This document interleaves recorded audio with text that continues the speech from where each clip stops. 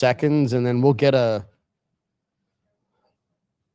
see if we can get some people who jump on, give it a minute or two, see if we can get some people monitoring. You're going to monitor comments for us, Aaron, if you can?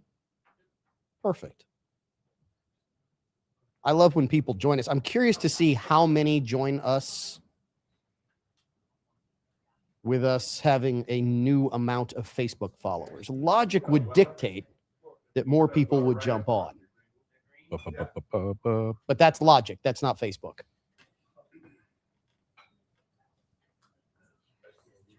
What you sipping, Mr. Burley? We got a glass, don't we? We got This was good. Oh, okay. Unless you want it for the shot later. It'll be fine if you're comfortable drinking out of it. Little Blanton's, actually. There you go. I went low proof. Yeah, start. Yeah. So I actually did a Weller 12 to start. Had just enough of that to kind of wet the palate at 90 proof, and then went to 128. A customer came and brought Yeah. A customer came and brought Bailey a bottle of Weller 12. Oh, that's said, here. You've been doing a good job for me here. And that's a great gift bottle. Yeah. Because if you can get one at the price that it should be, at $90, I mean, at $45 at 90 proof, it's fantastic. Yeah, this guy's got crazy money, and he said, "Oh yeah, I got shitloads of." I was like, really? As opposed to he's got shit tons, as opposed to a metric ass load. Yeah. You know, that's a legit measurement. It is a legit measurement. Yes. Both. Yeah. A shit ton and a metric ass load. A shit ton is not as much as a metric ass load, just so you know. Yeah. Because a shit ton comes out of an ass ton. Yeah. An ass load. Ass load. Sorry. Yeah. Yeah. There you go. Oh, I mean, it's kind of like the whole. We're live right now, so it's people Awesome. hear this too. Yeah. All right. Y'all ready for monologue, gentlemen? Give me the countdown.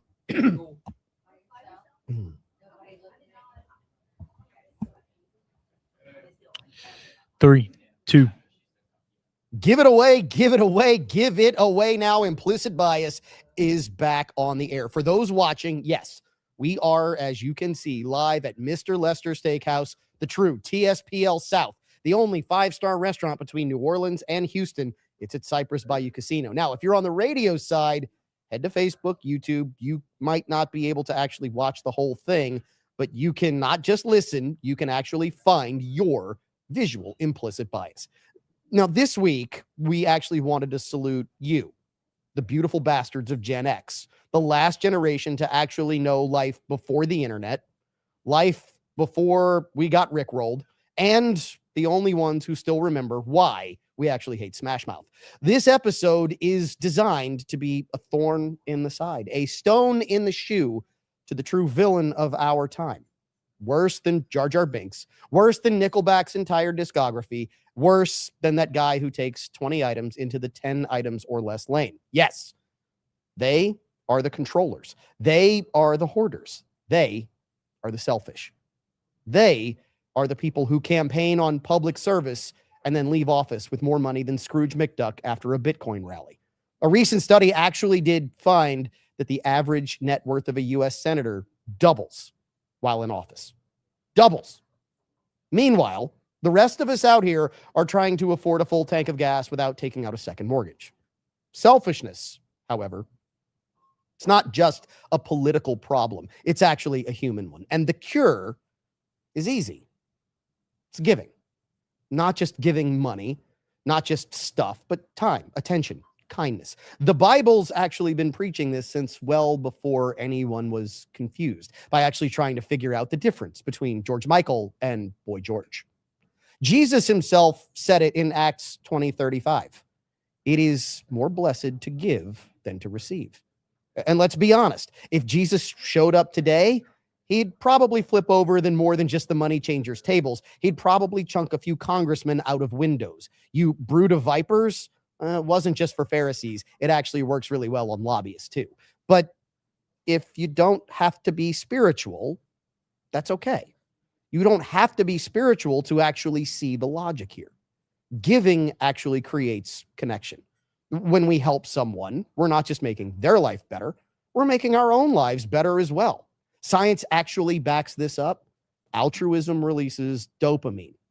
That's right. Giving literally is a drug. And unlike cocaine, it won't destroy your septum and your bank account while basically guaranteeing you a seat in the US Senate at the same time. Unfortunately, it was, though, Gen X who lived by the rule. He who dies with the most toys wins. Mimicking Gordon Gekko claiming that greed is good. Spoiler alert, no, Gordon, greed is not good. It's how you end up in prison or worse, hosting a failed cryptocurrency podcast. See, the problem we run into today is the endless supply of people who are supposed to be serving the public and instead twist it like a pretzel at a mall food court. Those people, the inside trade, they do it like it's monopoly money, but they actually playing with real money. They're, looking at you, Nancy Pelosi. They pass laws that actually help their buddies while the rest of us over here, we're fighting over the last can of SpaghettiOs on a Walmart shelf. Remember when Congress gave themselves a raise during the pandemic while people lined up at food banks? Yeah, nothing says public servant like upgrading your yacht while your constituents downgrade to ramen. But here's the thing. Unfortunately, we let them because we've bought into the myth that selfishness is smart, that hoarding is how you win. And that's exactly what they want us to believe.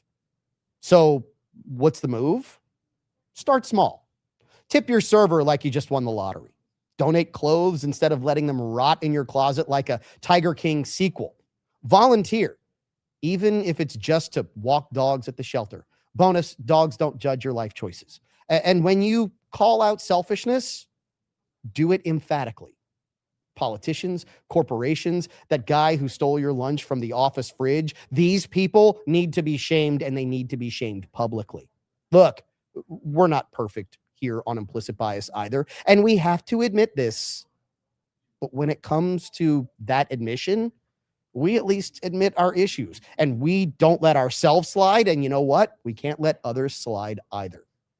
The world improves because we hold each other accountable.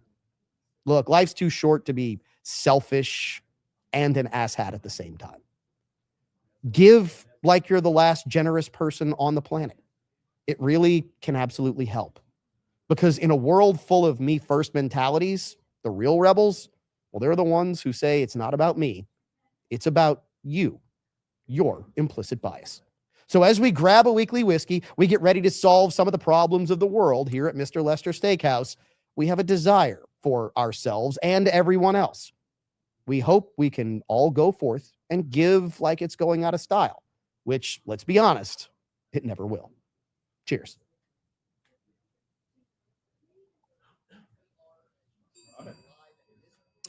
Thank you very much. Now, y'all, give me all your drinks, you bastards. Thank you for doing your job, Walker. I'm impressed by the people who are like spotting Chef Willie in the background. They're like, "Oh, look, it's Willie!" They're all pumped up. They're all Wait, excited. really? Yeah.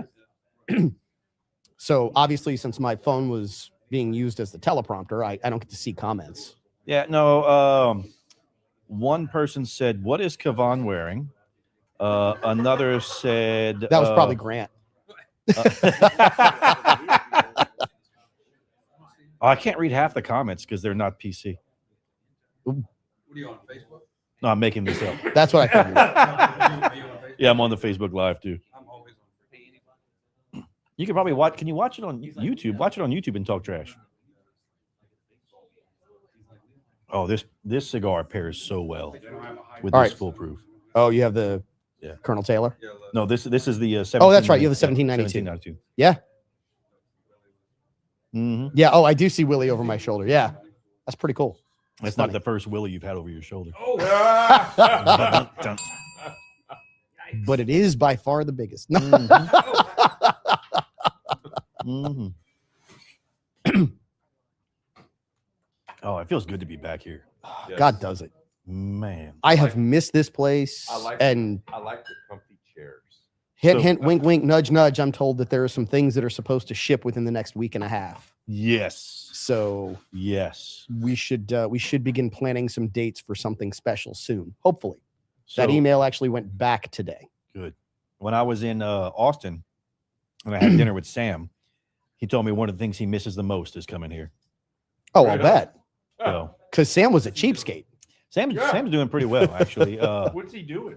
I don't know if I'm at liberty to say, Oh, just because I don't want to put his business out there. Oh. Yeah, I mean, But it's not always fun to tell people. We got a friend who's on OnlyFans now. yeah.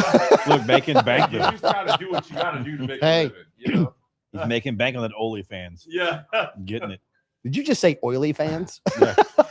No, he's got a real good gig that he's working at. He's doing some app design, some other design stuff out Oh, there. okay. Sam looks good.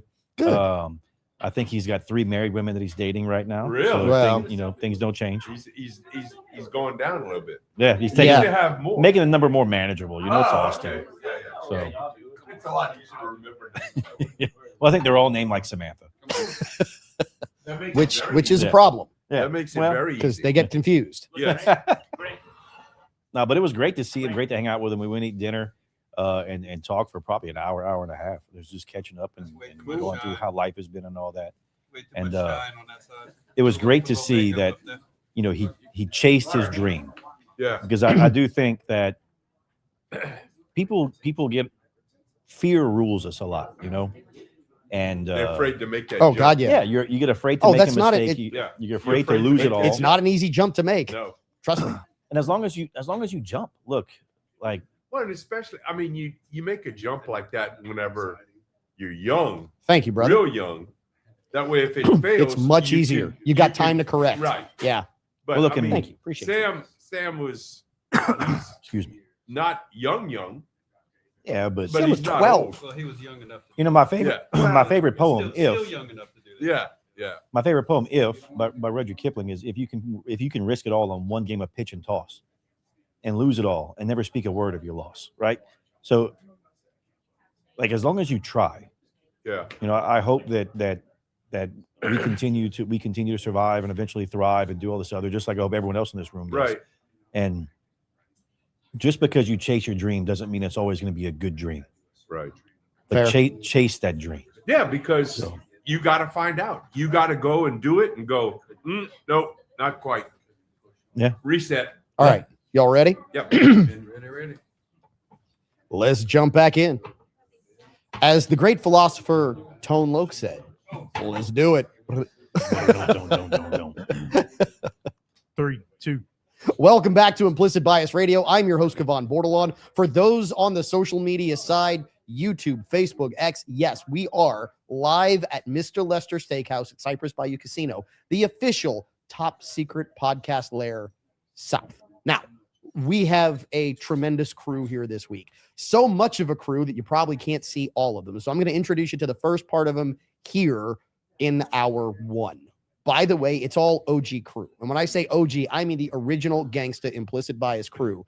The people who were here at the beginning, well, they're here not just for the beginning of this show, but for this entire week. We're going to start to my left. Caleb Morse is doing something you can only do in one restaurant in the entire state of Louisiana. He is enjoying a stogie in the Cigar Lounge here at Mr. Lester's. Caleb, it's fun to be back, isn't it? I am already ecstatic to be here. Like to be able to sit down, enjoy great whiskey, have a cigar, and have this atmosphere. Man, there's nowhere like it. Nowhere, certainly in Louisiana. I don't know if there's anywhere in the United States, maybe even on the planet, quite like this. Nowhere that I've been, I can promise you that. Absolutely. To the far side of we'll call it the set. It's actually the Cigar Lounge. Yeah. We have Louisiana's only certified master tobacconist. He is actually the man who consults on all the stogies that are here at Mr. Lester's, Rene Yep. Gerard. Yep. I miss the chairs. I love these chairs, man. I could just sit here and just smoke cigar after cigar and drink after drink and just have a good old time. All right, I'm gonna be honest. Is that the one? Being 5'8" on a good day, these chairs, I could almost do with something a little more compact, let's say. What? No, dude. For a full-size human being, this chair is perfect. I feel Yes. like Lord Farquaad sitting on the throne in Shrek in this thing. Who was that? Edith Ann, Lily Tomlin. Remember that? Yes. She did a bit Yes, she would in always the do big the, yes. in the big rocking chair Yep. thing. Yeah, it looks like you. Well, I appreciate that. Sitting next to Renee, who is not going to be on the rest of the show, is Grant Galatas of William S. Nacall Jewelers. Grant, it's a pleasure to have you and the wife here as well. Absolutely a pleasure to be back here. Yeah, we can go for a good thing we only do this like once a quarter because you can get really, really way spoiled with this environment, especially sitting and smoking a stogie with the king of stogies over here. It's so nice. It's just plush. Did you say the king of oldies? No. Okay, stogies. Okay. Oldie All right. stogies. We're going to introduce the rest of the OG crew when they get sat for hour 2, because that conversation will be tons of fun. But one of the things that I have to ask is, what are we all drinking? And one of the things that we have to talk about. So we have a lot of followers who listen and watch the show because we share a very common interest. And it is the appreciation of distilled grains aged in barrels over sometimes more than a decade and the yield that it produces. And when we first sat down here at Mr. Lester's, one of the things that we really wanted to create and wanted to create that partnership was of a really special bar. And I walked in today and we kind of mentioned that it had been maybe a hot minute since we'd been down here to Cypress Bayou Casino and Mr. Lester's. And when I hit the bar, I almost hit the floor. Oh, impressive is mild. It is a light years jump as to where this bar is. And for those who don't know, where we are sitting is now, today, if you come down here, one of the premier bourbon and whiskey bars in probably not just Lafayette, but the entire state of Louisiana. And what do I mean by that? What makes it a premier bourbon or whiskey bar? I'll tell you what makes it premier. I'm just going to rattle off some of the names that I can see behind the bar. We'll start on the low end. Very Old St. Nick. One of the most high-end ryes we've ever had. Delicious, beautiful, and affordable here at Mr. Lester's. I'm also looking at the bar, and let's see. There's a bottle of Weller 12. Mhm. I see endless bottles of Eagle Rare. Mhm. I see bottles of Booker's. I see bottles of Little Book.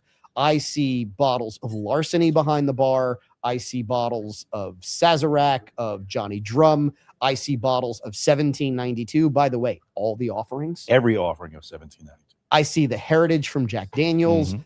I see, and I spy, and I've already spied it, and we've got a camera on it, and it's actually in my glass. Not just Colonel Taylor, but Colonel Taylor uncut, unfiltered, barrel proof. And when I tell you what this is going to go for a pour, you're going to have a myocardial infarction. Well, look, that's where I'm going next with my glass, because I want to stick in the realm that I'm in. I started with that beautiful Weller 12 to get just the kind of the palate open, 90 proof. Mm-mm. And you settle it in and then jump straight to the E.H. Taylor uncut, unfiltered. And oh my goodness, that Kentucky straight bourbon whiskey. And I'm sorry, not 128, Grant, 126 and a half. 126 and a half on the proof. And when I say does not drink that way, will absolutely spoil you. Now, I'm sure Renee wanted to make sure that he got something at about 45 proof. Well, you got to start early. You got to start, low, and you work your way up. Yeah, I got a Weller 12, and I just love that whiskey. It's a great, smooth whiskey. Now, Renee, I have to say, I think if I had to pick a whiskey for you, a bourbon for you, it might be a Weller 12. It might be a small batch 1792 or a 1792 sweet wheat. Yeah. Yeah. Even the 1792 12 year. Yep. But that Weller 12 is so full flavored. Yeah. I mean, it's just a good drinking whiskey. It is. It's whiskey, which, I don't get all the rocket fuels you like, but this is perfect. Yeah. Eventually one day they'll drop, you'll become a man and you'll drink whiskey the same way I do. He'll take the tiara off. Yeah. Hey man, I like my princess tiara, man. All right. So Caleb, what did you start out with tonight here? 1792 foolproof. Okay. I'm not wading into the shallow end with 90 proof and all that in the beginning. Jump into 125 and I'm sitting there all night. So after this, I'm gonna go to the E.H. Taylor uncut. That's where I want to go. And then I want to sit in 120 plus all night tonight. And there is such an opportunity to do that. I mean, I'm looking at Four Gates behind the bar. Yeah, multiple. I'm looking at Bardstown special blends behind the bar. I'm actually looking at not one, but two that carry the initials PVW behind the bar. Yeah, Grant's like, wait, what? I missed that? I think I heard his entire back just crack. Yeah, as Grant tries to take that look, because there is one behind this bar. So for those who don't know, there are two bars here at Mr. Lester Steakhouse. There's the main bar and the main dining room. And then there's the Cigar Lounge, which is where we are. And I've only seen that bottle like out in the wild at bars or restaurants probably one other time. And I don't know what Willie has it out for, right? I do. But the other place I saw it when I asked, I responded with a very, very curt no thank you. Yeah. Caleb, I think you're lying. I know you well enough to know that there was something before the no that started with Valid. an F and ended with a K. Very valid. And it's very seldom though that Caleb will go no, because when he wants a pour, yes. When it And he finds out way afterwards how much it went. valid. I did ask them. I asked them when they told me the price. I was like, "You smoking crack?" Okay, so I'm gonna put this in perspective as to what the Pappy Van Winkle. I don't remember if it's the 10 or the 12 that goes at this price, and I'm not gonna give the price, but I'm gonna give you perspective. So we had dinner as a family a couple years ago at a nice restaurant in Baton Rouge. And I wanted a pour of Weller 107, the antique, which we love. That is a $50 bottle, $60 bottle today. Back then it was $46 to $48. When I got the bill, I looked at that and I said, I will never eat here again because of what they charged for a pour of 107. What I'm going to tell you is the Pappy Van Winkle here behind the bar at Mr. Lester Steakhouse is less than they charged at that restaurant for a pour of Weller 107. We're going to give you an idea because we're going to talk about what this pour of E.H. Taylor single barrel, uncut, unfiltered will go for. And I know they have more than just the bottle that we're going to show you. I hope they do, because I hope so, because we may that's go where through I'm this going one tonight. next. Yeah. Yes, we may go through this one tonight. But I have to tell you, this at 126 and a half, it's full on Ferris Bueller. It is so choice. If by chance you have the means, I highly recommend acquiring one. I mean, this is exactly what you expect with Colonel Taylor. And I have people who tell me, oh, Colonel Taylor is my favorite. My sister-in-law loves Colonel Taylor. If she had this, she would never want to drink regular Colonel Taylor again, because this is at such proof that you don't taste the alcohol. All you taste are the VOCs, the volatile organic compounds that are in the alcohol that give it the flavor. You taste that beautiful hint of caramel. It is that beautiful Buffalo Trace flavor profile that you expect. It is sweet. It is just oaky enough. And man, rests on the palate. It's oily and makes you want more. Aggressive, but not overly aggressive. Grant's like, oh, I am ready to lean into that one. And that's why I go for that 1792 foolproof, because at 125, I get heavy caramel, hints of chocolate, almost like chocolate covered cherries. It just starts off so well and finishes so clean. And I do regret that I didn't go after 1792 in the beginning, because I just didn't know enough about it. And the more I learn, I'm like, man, they do such a good job, and they're part of such a good family. And there's so many different veins in that lineup that are wonderful. Yeah, just any offering from those guys. I was trying to decide at the bar, and then when you said the foolproof, I had to go there, because I still have. I can't remember what year that was that we first had 1792, but I transitioned. I'm such a creature of habit, and when I find a fantastic bottle like that, I remember the first bottle we did was blue. I can't remember what year it was. Okay, but I still have two unopened from that very first offering that we so got. that I remember what it was. It was a store pick 1792 foolproof, but still in the 125 120 Yep. okay, all of their foolproofs for They're gonna be in 1792 that come in at ballpark. 125, right so that's how I know the proof. right But those 1792 foolproof picks are some of the best liquid at a great price point, especially if you're buying them. If you're in Louisiana, by the way, you can buy all of your alcohol in a straight up grocery store, which you can't do all over the country. So it's unique for us to be able to walk in and go, oh, that's a ballpark $50-ish bottle of whiskey Right. that we'll drink at a $110 to $150 level all day. Yeah, and there's still just a couple of special occasion bottles because the first time we tried that was special, and I still can't get off of it because it's just so good.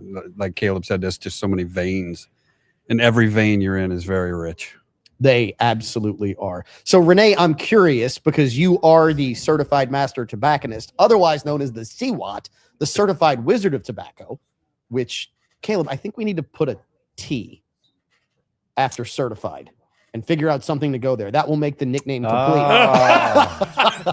I like and that. I can't believe it took me that long to come up with that. Just stay with Proof Princess. I mean, no, I'm okay with that. The other one, I don't know. No, I ain't gonna go there. So, Renee, what cigar would you pair with that Weller 12 that you're drinking? Just about anything would go good with that. I mean, it's almost like a generic whiskey taste, but it's a very pleasant taste. We had a Christoph event last night at the shop, and I mean, we went through so many cigars. It was crazy. I would probably, one of my favorites from them is be the Tres Compadres. It's kind of a medium bodied, which kind of goes against what I normally like to do. The cigar will be a little bit stronger than the whiskey is, but I think it would pair very well because it's the Tres Compadre is a very clean, smooth cigar with a little body to it. And I think it'll stand up with that Weller. I think it'd go very well with that. Tres Compadres. Yes, the Christoph Tres Compadres. So when you buy that, when you hit the button on the register, does it say no? Well, okay. So I thought it was going to say we are the three amigos. No, that's the three amigos. Okay, not the Tres Compadres. Yeah, there's Burley Shortboard doing the whole three amigos dance in the background, but he gets it. That's they don't make make movies like that anymore. No, they don't. No, they absolutely don't. There's not an original thought in Hollywood anymore. They just copy and redo. And do a very poor job redoing movies. It's horrible. And to your point, they can't even redo movies the right way. No. It's not like they go, man, could you imagine what AI could do with Smokey and the Bandit today? Oh my God. Yeah. What car AI would he use? could make Smokey and the Bandit. No, what car would he use? A Ford Mustang electric? No. They would probably use like some Kia or something like that. No. You know? It'd have to be your only options are like it would a Ford be Raptor. No. Or a Dodge Challenger. Yeah, No, but y'all are missing with the all whole these thing. Hellcat. it would be like a Tesla or not even a Tesla. It doesn't have to be a Tesla. It can still a be Mitsubishi Leaf. It can still be an internal combustion engine. But when you think about American-made ridiculous at that level, I mean, you can look at what is it, the Ford 500 that they make, The GT. the GT 500. Yeah, but it could be a GT 500. That's it should 100 be like something like a Hellcat, but they don't make that anymore. Yeah, the GT They 500 is a stopped making that $100,000 plus car. The Yeah. Trans Am back in the day was like 12,000 brand okay, new. but let's Yeah, also but understand 12,000 brand new was a lot of money back then. Yeah, it's also a 6.6 liter V8 yeah. that got like 175 horsepower. Yes. It Look, wasn't all well, that that was- fast. That was when they I were had toning everything down. I mean, had you know, one. It the felt speed limit fast. was 55 miles an hour back then. You know, This is true. You know? Renee, I'm just curious. How did you get pachyderms like Mammoth to go 55 back then? Yeah, well, you know, you have to whip them really hard. Whip them really hard. Yeah. Whip Whip it good. Yeah. Love that we've got some people chiming in. Actually, I love that Justin East chimed in saying, hey, I understand you can distill at home. We're going to talk about that on this week's show because it is so relevant. Walker, you can stick it and you know it, but we're going to do that. So let's play this game. So I saw that Burley has a pour of the E.H. Taylor uncut, unfiltered barrel proof. I'm going to tell you the retail at the grocery store on that bottle. And we are going to play what would you pay At Mr. Lester's. at Mr. Lester's for a pour of the E.H. Taylor single barrel, barrel proof, uncut, unfiltered. The MSRP in a grocery store or a liquor store in Louisiana as of 2 weeks ago is $169.99. What do you think Chef Willie is charging for a pour of this? Grant, you grab the mic. You get to go first. Is that for the belt? Because we could just give it to Renee now. Renee's too damn good at this game. Well, it is for the belt, Okay. presented by Box Drop, who, of course, is here. So, Grant, what's your guess? What do you think Chef Willie is doing on a pour And 160 something retail. at $169.99 retail? I love the sound of $18. $18. Go ahead, Renee. Pull it out the park. Now, this is a single pour, not a flight. This is a single pour. Knowing Chef Willie, $5.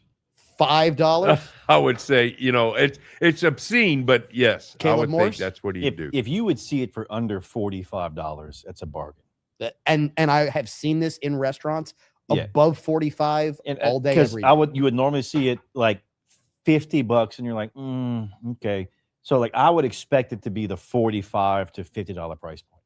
For the first time ever, ring the bell, because as the Price is Right goes, we have someone who is on the nose, What? literally to the cent, wearing the What Would You Pay championship belt chain for the rest of the show, presented by Box Drop of Lafayette, is Grant Galatas at $18 a pour. $18 a pour. And we've got the camera on the bottle over there. You can see the tube and the bottle. You know that this is the $18. granddaddy of E.H. Taylor. Get it while you can and while it's available. This is an Implicit Bias exclusive. More Implicit Bias Radio when we come back. Cheers. Congratulations, Grant. Grant thought he was getting out of it. Grant, while you reach for that belt chain, you want to get me a pour of that if you don't mind, good sir? Garrett will come grab that. We appreciate Garrett. Grant thought he was getting out of it at 18. This way you get to stand up one last time without that 20 pounds around your neck. Yeah. $18. $18. Look, I can't buy underwear for $18. The E.H. Taylor full. Literally. Yeah. Literally. No, you can't. Yeah. No, you can't. No, you because can't. I'm wearing $28 pair of Tommy John's Yeah. right now. Yeah. Like that's ridiculous. I mean, it's ridiculous good. It's amazing. Sometimes I really wonder about Willie's sanity. Yeah. Okay, so here's the deal. He and I actually had a conversation, and he was right there. And I was like, look, at $18, that's a winner all Oh, day it's long. ridiculous. I mean, that's a simple retail deal. It's a simple retail trick. You just put it under 20. Somebody's going to slide a 20 across, and guess what? You got a $2 tip on the bar. Yeah. And that's it's easy. That's how you price stuff like that. Love that Priscilla LeBlanc is on. Yeah, says Justin wants the whole barrel. Look, I would love the whole barrel of this. That is how good this is. We ain't got that much money. Well, yeah. Well, Renee, I'm going to send you a new invoice. I'm kidding. No, Yeah. we will have that much Well, money. you do have bills coming up. I have wedding bills. Yes. It's that's funny because crazy. the bride and the groom hear wedding bells. Yes. The parents hear wedding bills. Yeah. Yes. Isn't the rule of thumb like the groom? Well, yeah. You have. Yeah. The groom pays. The groom Yeah. gets off easy. He gets to That's pay what- for the rehearsal. That's what dinner. I was just thinking. Like No, I'm very okay, happy. so I the have groom, boys. the groom does And- have other things. and the honeymoon. Yeah, he right? gets to support her the rest of her life. The family takes the groom's family takes care of the honeymoon and the And the rehearsal. That's the general rule. I Right. understand. I understand. We have a buddy who is watching, Jude Savoy. Ah, What? Hey, I'm drinking that. Jude Savoy, bruh. and wearing the shirts that he made for me. There you go. Yeah. Right.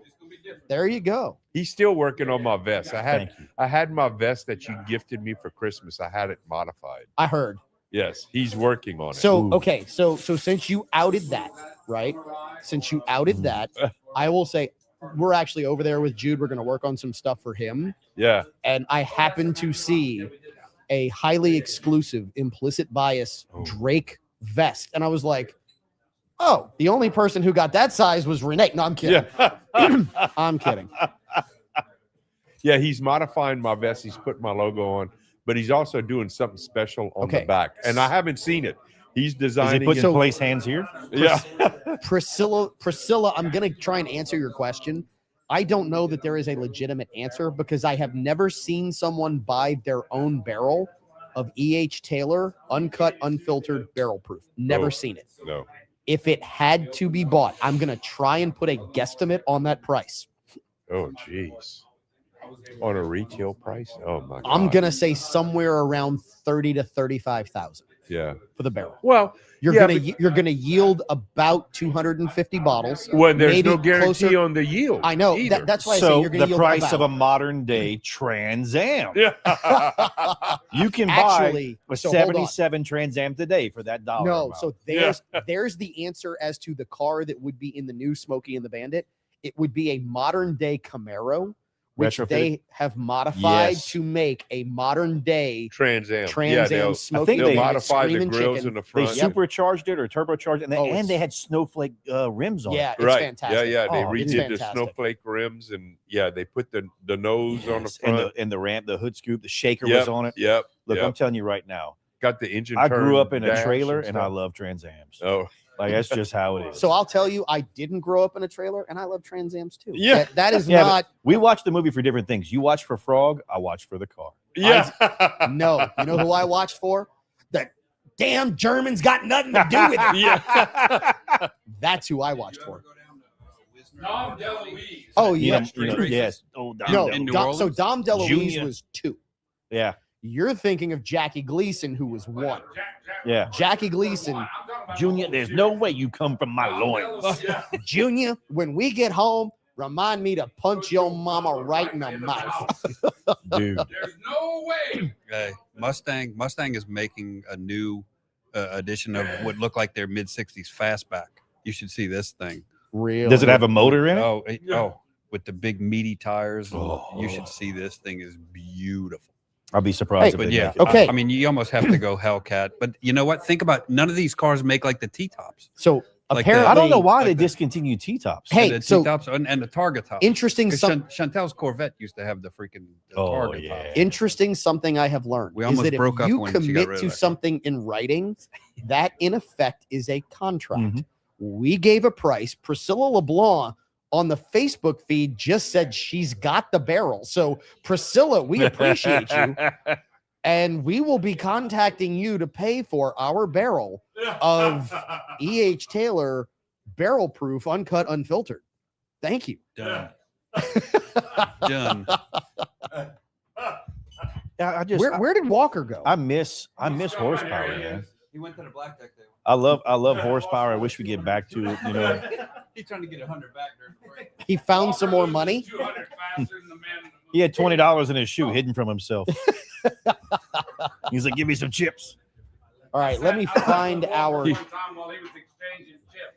topics Before I of could the reach week. that line, he lost Did- the 200. Did Walker start an OnlyFans page too? And He needs to pay for I the need money. he to loses. after Yeah. this money I'm Yeah. blowing.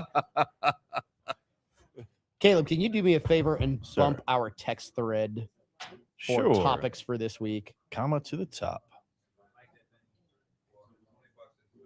These are always fun. I have a because- habit. I pin them now, so I pin it to Oh, the I top. need to do that. Yep. I need to and then I pin just them to the top rotate out every with week. pin. Yeah. That's a. This is the behind the scenes you get with Yep. Implicit Bias Radio. We cycle so much Oh, information. What, Renee? You're gonna have to show me how to pin stuff. Renee, The you are technology is not there. you were a Of course, Google I have an Android, so it's dude, which is a problem. yes. Okay. I'm not- assuming that it I'm works not about the changing. same way. Probably.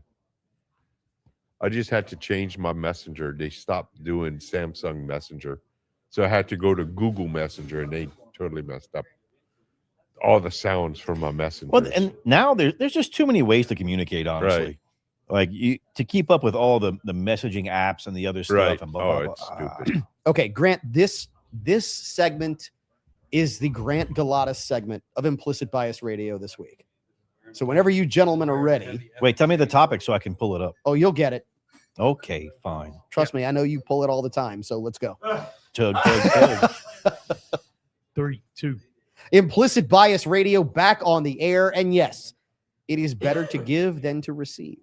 To be selfish is maybe the greatest, I don't want to say sin, but that's exactly what it is of our time. And this one affects everyone. I mean, everyone. So let's have some fun with this, because I don't know how many people actually got to read the full story. Grant, I'm going to end with you because I know you did. I know you were fascinated by this topic. Renee, if you were to want to watch every NFL football game, which when we were younger, you had a hard time watching every game. Oh yeah. But how much would it cost to watch what NFL you could watch when we were younger? How much would that cost? It was free because it was, you know, you had three. Don't go into because just yet. It was free. Yeah. To your point, there were 3 stations, 3 networks, and probably only 2 of them carried NFL. Well, no, all 3 of them did at various times of the weekend. Right. So you didn't get every game. No, you got the game that network was playing at that time. And you got the game that was in your backyard if it was sold out. In your area. Yes. If it was sold out. Otherwise, you couldn't watch it because it was blacked out. So, Caleb, today, if you wanted to watch every NFL football game, how much would it cost you? Well, between all the subscriptions you have to have and everything else and the NFL network to watch them all, you're probably on TV looking yearly? Just to watch the games in one season. Yeah. Yeah. Yearly. 350, 400 bucks. I don't know, honestly. I don't know. It's more than that? Bruh. Like I'm looking at right now their annual contract. Walker, who's actually doing some work this week because he's back. Walker, any idea? I paid for everything. I wasn't that hot. Like it was $100 for Red Zone for the whole season. Red Zone though is not the full game. Yeah, you don't get all of Hop them. around. Then you have to have the NFL Sunday ticket. Well, I have Sunday ticket too. You have to have Red Zone. You have to have YouTube. You have to have Amazon Prime. I got Prime. You have to have now what? Netflix, I believe, as well. I forgot Netflix as well. And then you have to have a you have to have subscription. Paramount CBS, Plus, Fox, NBC, yes. ESPN, Amazon. The total cost, the best estimate we could find, was $1,000 to watch every NFL football game. Well, I found where all my money's going. Yeah. I thought it was blackjack day. I was about to say, I could have sworn it was that. I could have sworn it was that DraftKings app. Anyway, but here's the deal: it was never meant to be this way. The NFL was never meant to be on a pay-to-watch platform. Grant, you went off earlier about this. Well, Renee and I are pretty much in the same league on this because when we were growing up, it was in New Orleans. It was Channel 4, Channel 6, Channel 8, and Channel 12 PBS. So, well, you had 26, which was UHF. Yeah, correct. Also, and it was it was exactly $0, and you could always watch a satisfying amount of football throughout the course of any year. Now it's nice to have all of these options, but for that to be over $1,000 within the article, they said like $1,100 if you wanted to watch every single game of the season. Now, here's the fun part. What, Walker? Well, and then sometimes it'll just randomly crash, and you'll miss some of the game, and you don't get a refund. So hold on. Last night. So hold on. It's this. This is the big point here, though. It was never supposed to be this way. The NFL has special exemption from the federal government. Anybody other than Grant know what that is? Was it because they're an entertainment agency? Nope. They are afforded one of the only organizations that can be, Grant, a monopoly. Correct. Oh. They get to negotiate because of the Sports Broadcasting Act of 1964. They can negotiate as a monopoly as long as what, Grant? Well, as back then when there was just 3 people bidding, and it just took those 3 people to bid because they could actually put their wares out there and say, okay, you 3 people bid on it. But now there's like 26 different outlets. But here's the thing. The Sports Broadcasting Act of 1964 basically said you can collectively as a group have the monopoly on football and negotiate as a group for your rights for broadcasting. Correct. As long as it's broadcast for free. Anybody else finding a problem with this? Well, We're talking about And greed. it's We're crazy. talking That about. was in 1961. Their 1964. contract is what 110 Was it 64? billion. I thought it was 64. And it's a 10-year contract. So that's $10 billion a year they're raking in just from streaming services. And look, Just from and streaming this services. bothered me so bad that I wanted to talk to Kavan about it before we even came on the show, because they had to know. Goodell, all of the commissioners, Paul Tagliabue, all of these guys over the years had to know that this act was actually in existence. And this all came up because the DOJ But recently they did it- announced and they did it anyway. they did. Well, it goes into, look, I'm not caught yet, right? That's what they said. Oh, I don't look, know. no, I don't think it's. I'm not caught yet. I'll tell you what that is in a minute. what Kavan said, it made total Hold on, sense. and I'll They have enough. Okay, yeah, go ahead. I'll get there in a second. Yeah. Well, what's So the first of fine all- going to be? So hold on. So first of They all, can afford it. I want you to think about when the NFL is a $30+ billion a year organization. Do you think they leave the results No. of their product to chance? Number one. Number two, the DOJ announces that they're investigating the NFL because we're like, and immediately we're all like, well, they're fixing games. And they're like, nope, they are fixing the negotiations to air their games. Number three, I don't think that this is what's the fine? The attorneys can get involved. I think it's worse. I think, to borrow a line from The Godfather, we need all the politicians that Don Corleone has in his pocket, like so many pieces of lint. If you think that a $30 billion a year organization isn't paying to ensure that laws aren't enforced. Wait, you mean that's why all these representative and congressmen and everyone else show up at every game? What? You think they pay No for those way. tickets? Super Bowl ticket. Now, look, now to be fair, they may pay for tickets because there are some laws around what you can gift a government employee. It is possible. The question is it probable? That's the question I have, right? That is the question that I have. And Federal employee can only receive $25 gifts. A regular plug ticket is going to be more than that. So, oh, it's going to be way more than especially that. Super Bowl tickets that are in the Oh, yeah. In a thousands box, of dollars. too. Oh yeah, that's yeah. The fix is in. I look at this and I go, man, when we think about greed and making people's lives better. Now, there's another side to this that I'm going to get into in just a second. But the NFL as an entity, if you think they haven't gotten political for no reason, I have a bridge to sell you. Trust me, I own all the rights. I will sell you some oceanfront property in Arizona if you believe that they got political for no reason. Well, that could happen. But here's the bigger thing. The bigger thing is this, and this is the other side of the coin. I have very little sympathy for NFL players either. Because NFL players argued for years, oh, we have to be paid all this money because we play a dangerous game. And then when a couple of them ended up, waking up in the morning and going, oh, it's 1856, and I believe I'm Henry VIII. Right? When they got up in the end zone and went, I'm Batman. Yeah. Now all of a sudden they went, oh, we need more money because we got hurt. No.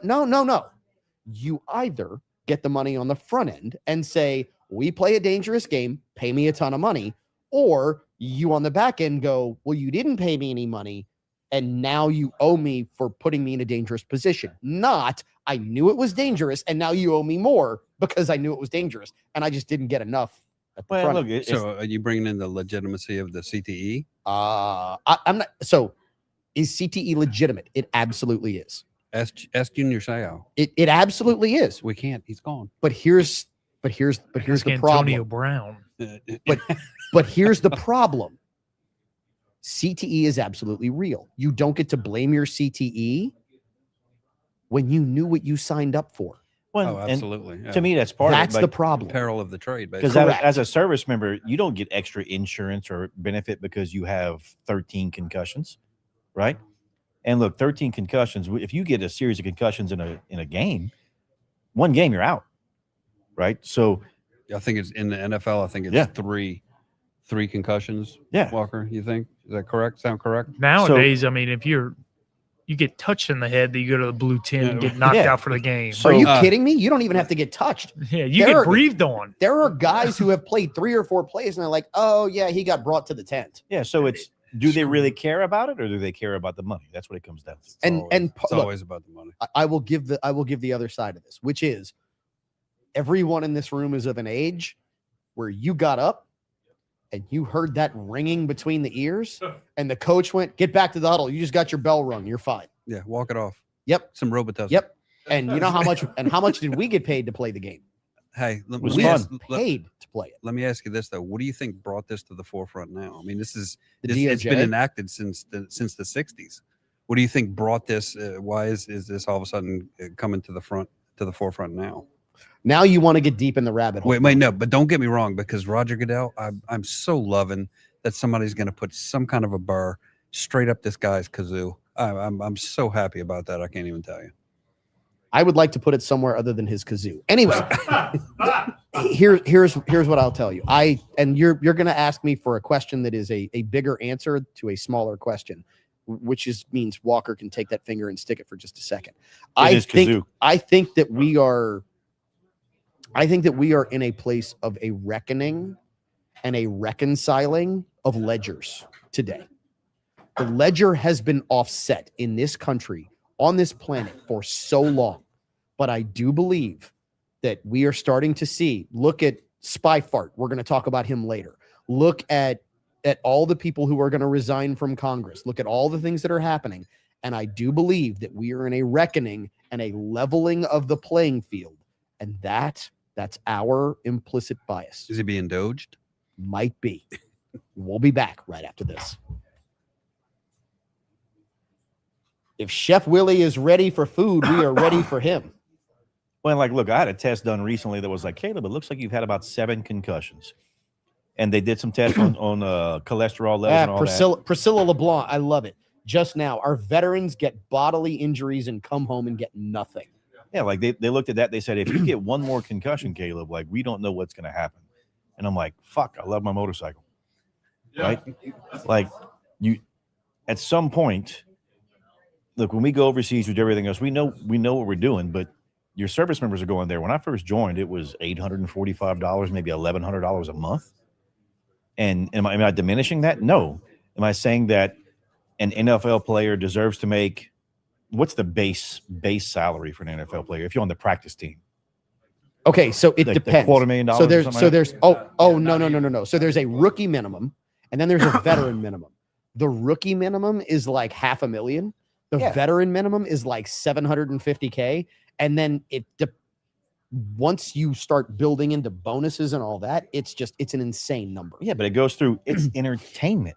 Yeah, but That's all what it comes down to. It's career entertainment. Life expectancy of a player is like 3 or 4 years. Yeah, like they don't expect. Okay, look at how many. Hold on. Again, look at how many NFL players. Again, players sign up for this.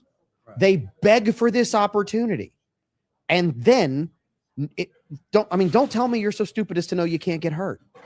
They can take out an insurance policy. When what bothers me When is you are Odell Beckham and you have signed over $100 million worth of contracts, and you go broke and you look at everybody else and you go, oh, you don't know what it's like. No, I don't know what it's like to have $100 million and never need to work for not just my family, for my kids and their grandkids. If I'm not a complete and total moron, that's what I don't want to bothers me, hear though. it from him. That's what bothers me is so many of these professional athletes, right?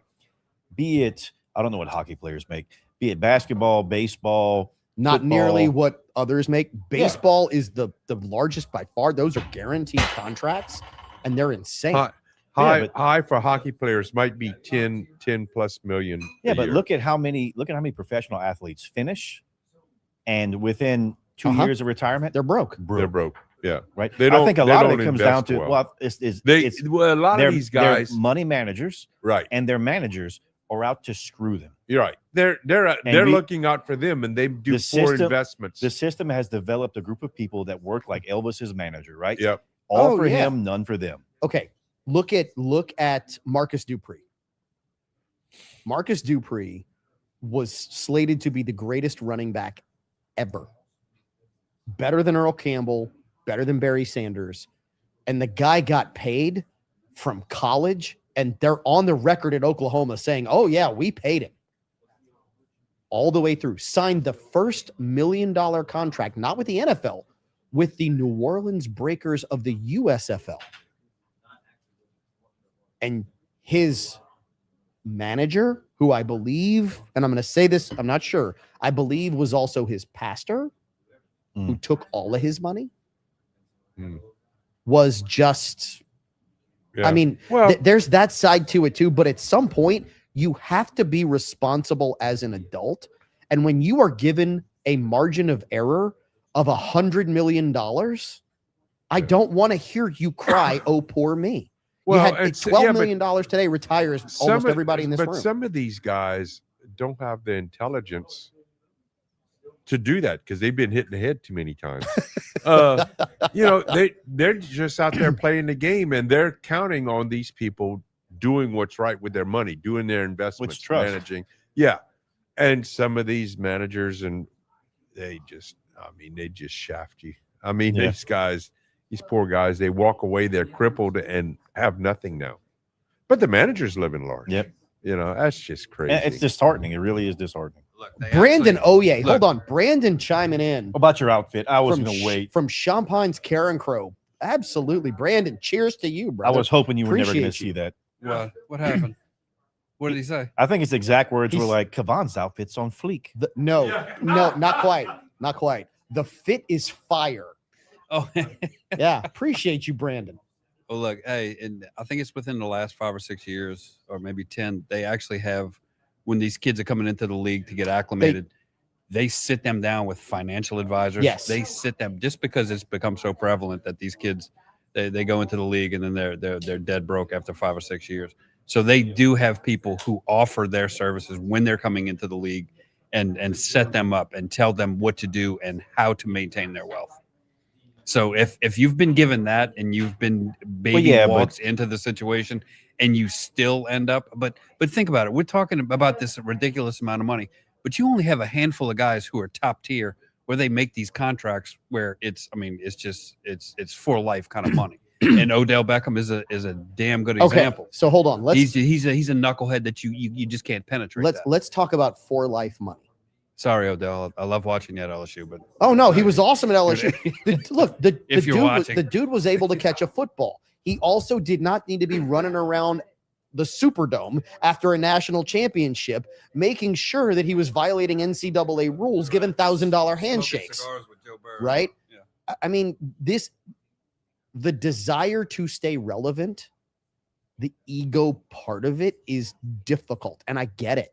Right? I'm not judging him. I'm not saying he's a bad person. Just I don't want to hear you whine. Is my point. It's really hard to come to terms with the fact that at some point we're all a has-been, right? Oh, look, absolutely. Look, I still go and I go out and do security once, twice a year with a bunch of hard chargers so that I feel like I'm still doing a good job. And one of the guys I worked with last time, 60 years old, runs a 6-minute, 30-second mile. Wait, how old? 60. Runs a what? 6:30. That dude is not a has-been. And I'm like, man, I can't keep up. So I look at that. I'm like, I need to step up my game. And I try, it pushes me to do better because I'll accept the fact that I'm a has-been, but I don't want to look like that has-been. Dude, I can't vacate my bowels in 6 minutes and 30 seconds, much less run a mile. I mean, are you kidding me? I've seen Walker busting a 5-minute mile on the treadmill. Yeah. Yeah, that's because he thinks his bookie is after him. And But it's hard. It's hard to come to terms that with the fact that we're not who we are. We're not who we are today, who we were yesterday. And at some point, we have to prepare for that. And the best time to prepare for that little book, is like 10 to 12 years old. the little book. That's the best time. Oh, absolutely. Okay, so this is going to be insane for those because this is kind of the off-air content that people don't you're get to drinking see. the little book right now. Okay, so I can't chug this. Well, anybody, Little oh no, book. enjoy that because so first of all, It's very Caleb, good. what do you think of the What's the little E.H. book? Taylor The E.H. Taylor unfiltered uncut, unfiltered barrel is proof? phenomenal, right?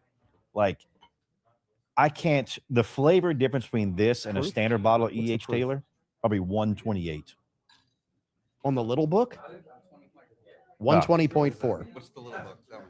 Okay, so there's Booker's. Then there is Little Book, which is an offshoot, different expression that is, it's kind of on the if you know, you know, on the bourbon side. Like, not a lot of people will hunt down a Little Book and try and taste it and sample it. This might be, and I'll be honest, I've got a bottle on my bar that I've never opened because I have that rule: if you have one, you have none. I have one Little Book.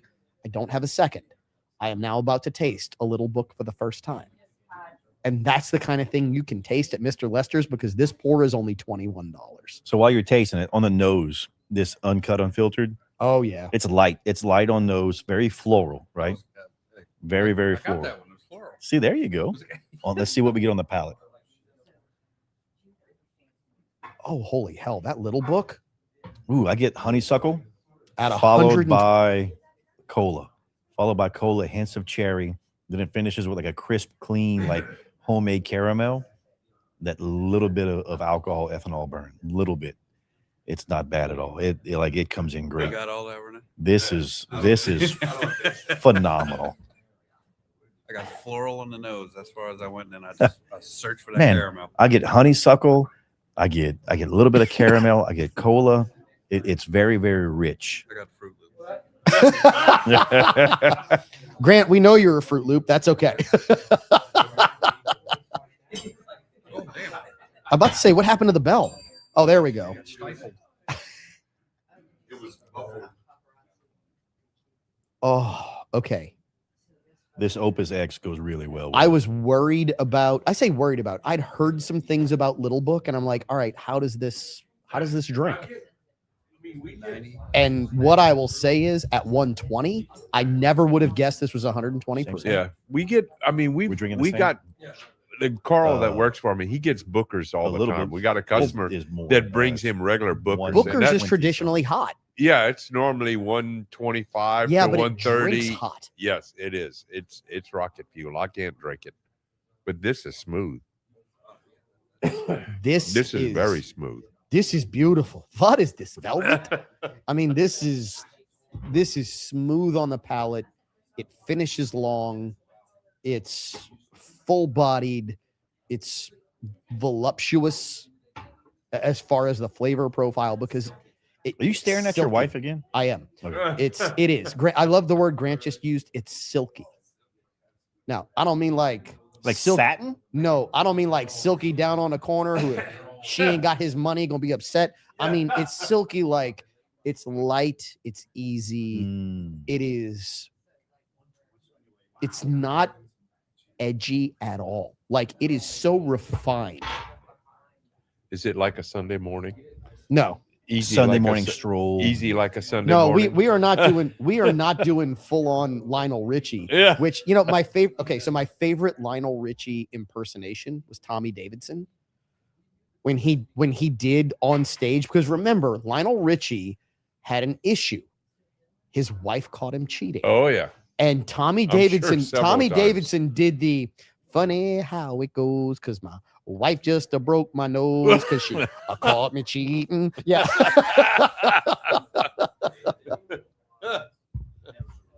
All right, we're gonna wait on. We're I don't know if we have food coming yet. We don't want to get to hour 2 and not have food. So what are you smoking over there, Renee? Oh, that's a whole different question. What'd you swap to? This I'm smoking a Crux Habano. Mhm. I like the Crux cigars also. I brought a couple of different ones. I got a Maduro and a Habano. I think the Maduro is what you gave me one time. Yeah, it's got And I that, bought a few. got that greenish Yes. label. Yeah. That was Yeah. the rep that I met a while back, isn't it? Oh, it's- the Asian guy. Oh no, that was Francis. That might That's not be an Asian name. No, Francis Cardina. He's actually forged rep. Okay. Works for which Who is was a the Crux division- rep? Sam Ventura. That the tall guy? He's kind of tall and skinny, got tatted up Yeah, arms and yeah, stuff, yeah. got the beard and the Yep. spiky hair and that. Yeah. He's now working for Drew Estate. Oh, really? He switched. They offered him stupid money, so he went. I haven't- And it's a good gig. I mean, they big company. Well, Drew Estate, that's owned by Swisher. Swisher. Yeah. Yeah. Yeah. All right. So here's something I think we should do. So we have a bottle, and I don't think there's anything that gets in the way of us giving away a bottle. I like to give away bottles. Let's do it. And here's what I think we should do. Ask forgiveness. As Yes, opposed to it's permission. always better to ask for forgiveness than permission. So here's what I'm going to do. I'm going to say that everyone who shares this, Sorry, I was holding it up for Tug, and that was interesting. Everyone who shares this feed will go on in the next week, and we are going to give you a bottle. I have a bottle of Elijah Craig Private Barrel Select. It's fantastic. It's Well, I'll something that I bought, and I Wait, I love shared it 3 times. You're not eligible. Damn. You cannot be a member of the crew to get it. Sweetheart, share this. Yeah. Big Johnson, what are you talking about over there? Just say it. Someone asked, do they Woodford Reserve Masters Collection? I am seeing 1, 2, 3 bottles of the Woodford Reserve Masters Collection back there. I'm gonna try it right Like now. what they And have on the Burley's bar about is to try it. offensive. It really is. Oh, look, I'm telling you, this is one of Wait, the premier wait. bourbon bars in Louisiana as of today. Do I see the delicious Jose Cuervo? Yes, you do. Oh, The my Familia de Reserva? Yes. Yes, Well, yes, you do. My goodness. That's the tequila I was sipping last night. I will ask in my best New Orleans vernacular. Where the pappy at? Where the pappy at? The pappy's there. The pappy's there. As much as I hate to say this, for the crew of Implicit Bias, as much as I genuinely You love have the to say OG it. crew, You have to, because if you you don't are say it- banned from the pappy this evening, because if we tap into it, no one else will ever get it. And it's about the people who come to Mr. Lester's. Yep. It's not about us. We are giving in that way. We will refrain because we do not wish to be selfish. Oh, Chef Willie, we have to have is that limitations turtle and soup? boundaries. What is it? Boundaries are they is set us apart from the Only reason I animals. kept the chain on because I thought Hold I on. was going to go hit the pappy. This freaking thing off. Tasso soup. You know, So this is that's a what Chantel was upper bragging about that limit. earlier. She was gonna have some pappy tonight, Are but I you think she was talking freaking about kidding you. me? Oh, Chef Willie. Chef Willie, we're going to bring you in first segment of hour 2. We'll sit you down and we are going to talk about this. Oh my goodness. All right. So give me just a sec. Let me pull up our topics from this week because I do love to have fun topics. You know what upsets me is like the way No. they plate the food. Don't care. I should when I want to do this, I have to clean a plate after I put things in there, because when I use a ladle and put soup or bisque or anything, I make a mess. So if I want to make it look nice, I got to come back and wipe the plate down and like put parsley on top. You don't see that in the kitchens. They do that. They have a towel that they wipe the plates and that they present it. Okay. It's all on presentation. I don't care what it Yeah. looks like. I just want it to taste good. You don't care what it looks like. You just want to put it in your mouth. Right. Yeah. Exactly. Whoa, hold on. Blow on that. Be careful. I'm going to run my tongue around the tip. Oh, we're children, and it makes me happy. Yeah. Are This you and kidding because me? this is Okay, hold on. and because this Oh. is not on the radio, Caleb can just go off. You want the smart TV in this one? Okay. I have a Samsung, but they said it in the article that Samsung is not. He told me. I know. Oh my God, Black bean and tasso soup. Okay. We're going to pass this around. it's almost like a chili. It's smoked. Oh my goodness. Oh, it is. Did you smoke this, Chef Willie? No, it's the tasso. It's smoked tasso, but like, oh my goodness. Yeah. Pass that Walker up. Hand that to Grant. And then, no, I'm You don't- serious. You don't have a That spoon. goes, You don't that carry goes- a no, spoon around your that pocket. goes to Grant. It goes here, then it goes there, then it goes back. Oh my goodness. Walker is the last one to get it. I'm kidding, Walker. Really not. I promise you'll have plenty of food, Walker. That Walker's like, I'm not listening. Look, he's pouting now. it's got such good flavor. It's smoky, like it's got great texture. The Okay. seasoning in it, it's What's that? phenomenal. It's fantastic. All right, Look, y'all there's ready to some do in a my show? beard. You want to come get it? Hold on, give me a sec. Let me jump back in. Look, I'm in a mood tonight. It's great.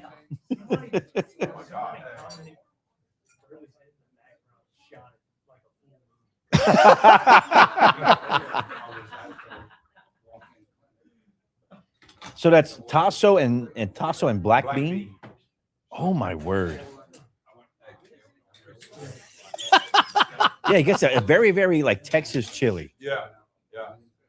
That is. Oh no, that is so much better than any Texas chili might even. Well, that's what I'm saying. possibly It's got the Texas chili kind of smokiness and flavor, and it is just.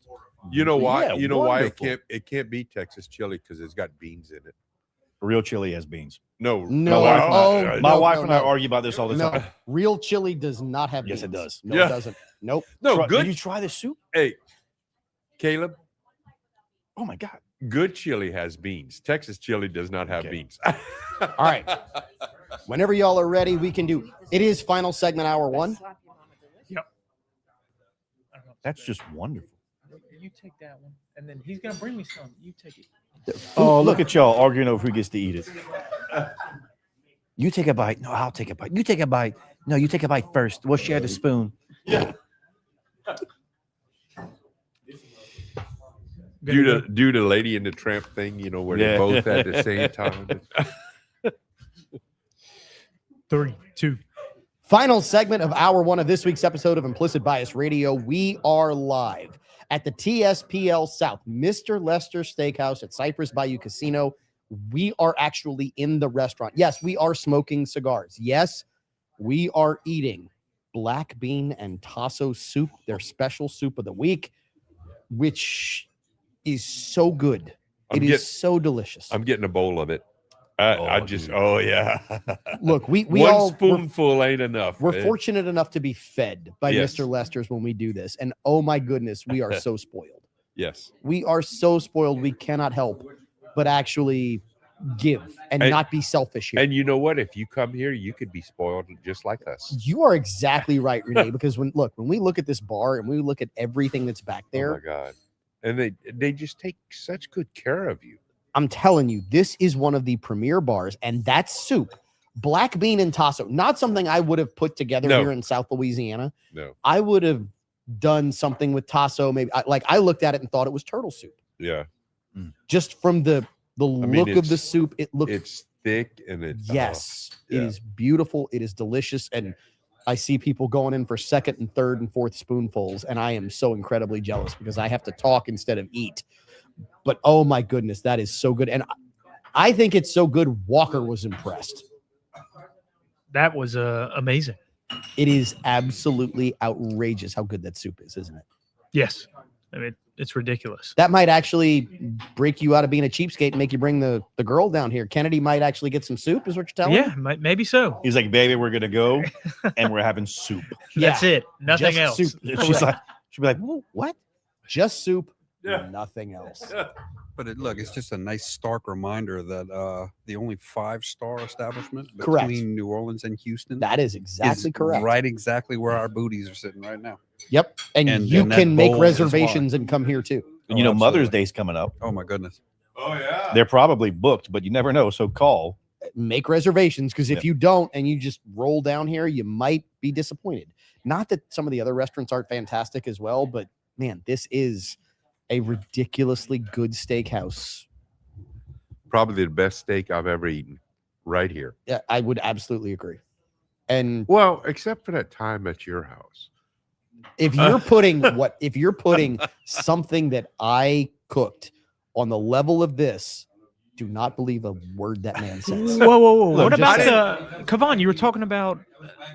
You were Yeah. talking about what's Wagyu that, Sunday. Salamander? No, that Oh. club that you said that was the best steak you ever had. Michael's. Michael's. That's it. Yeah. No. Nope. Didn't he have like a monthly played, membership there? well played, Walker. I believe so. Yeah. Well played. Well played. Although Walker was the one who brought up how good the steak was because I'd never been in that place, literally. Anyway. Okay, so this last story of hour 1 is tons of fun because unfortunately, Grant, you need to ring the bell. The conspiracy theorists were right again. And this one's no joke. This is not hyperbole. This is proven. Please don't believe us. it's true. You thought that your crazy uncle was off his rocker when he said, "Oh, your TV is spying on you." Guess what? He was right. So when it comes to smart TVs, and please don't believe us, look this up. The research has been done, and yes, your smart TV is taking snapshots of what you watch. It's actually, in some cases, listening to you. And it is sending your information back. So I always went here with this. I remember when HDTV was first becoming a thing. A high-definition television was a major shift in the broadcast paradigm in the late 90s, early 2000s. And a plasma TV, a 42-inch plasma TV, was somewhere in the range of $10,000. Yep. Today, you can go to a big box store and buy a 80-inch TV for less than $5,000. Oh, Do You can buy them for less than $2,000. yes. Sometimes you can buy them for $500. I bought an 82-inch about 4 years ago for $1,500. Well, and Which means what, Caleb? do you think that it's that price now because the cost of production has gone down, or because No. they're making money somewhere else? Well, I think it's both, because the cost of production probably is down, but it's the second thing. When They're selling something- your information. when something is free, Yes, you are the product. nothing is free. And now your television is almost free, which means you are the product. It's collecting your data. So the scientific survey of televisions and smart TVs basically figured this out, that your TV, now, maybe it's not physically watching. In some cases, there might be a camera. In some cases, there are microphones that are listening. But at the very least, your TV is taking a snapshot of what you are watch. watching, how long you're watching? how long you're watching it, all of it. Well, And sometimes it's every 15 seconds, Mhm. sometimes it's every minute. and that way they know how to market towards you, depending on what you're watching. I mean, the cell phones do that constantly. And if your cell phone does it, what makes you think that your Oh, TV doesn't? It's yeah. the same technology. Exactly. Here's the bigger thing to me.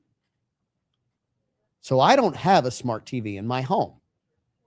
However, I do have a Fire Stick. You do have a Roku stick. That's a smart device. Does that device Yeah. have with It it? makes your TV smart. Is it a Trojan horse on your TV Yeah. that creates a scenario where it says, "Oh, now we're gonna watch"? And I'll tell you, in my opinion, it absolutely does. And here's why. You think that And it's not just Bezos that is brand. not collecting your information on Amazon Fire TV?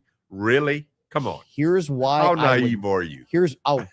I didn't say I didn't believe it. Wait, Here's why I guarantee that it absolutely is. Because, when you turn on those devices, what's the first thing that pops up? terms and conditions. Well, terms and conditions, which means you sign it away, and an ad.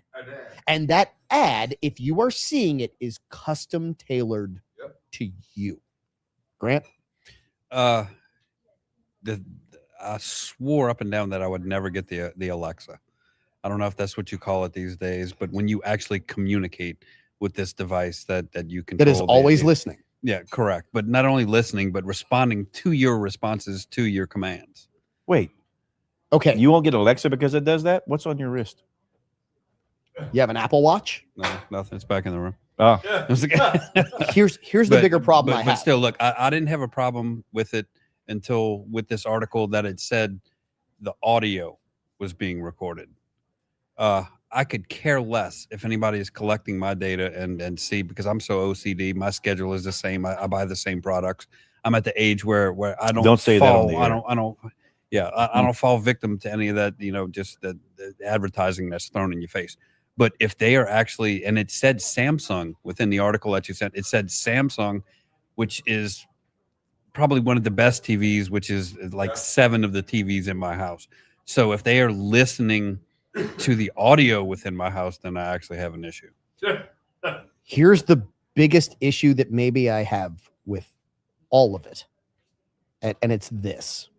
It's that whether it's your Alexa, whether it's your Xbox 360 that has voice command, whatever it is that has voice command, they tell you it's not listening until you give it the command. But logical thinking dictates that that's a lie. Pre-record. Here's the thing. How can it not be listening if you give it the command? it doesn't know that you gave it the command, Yeah. right?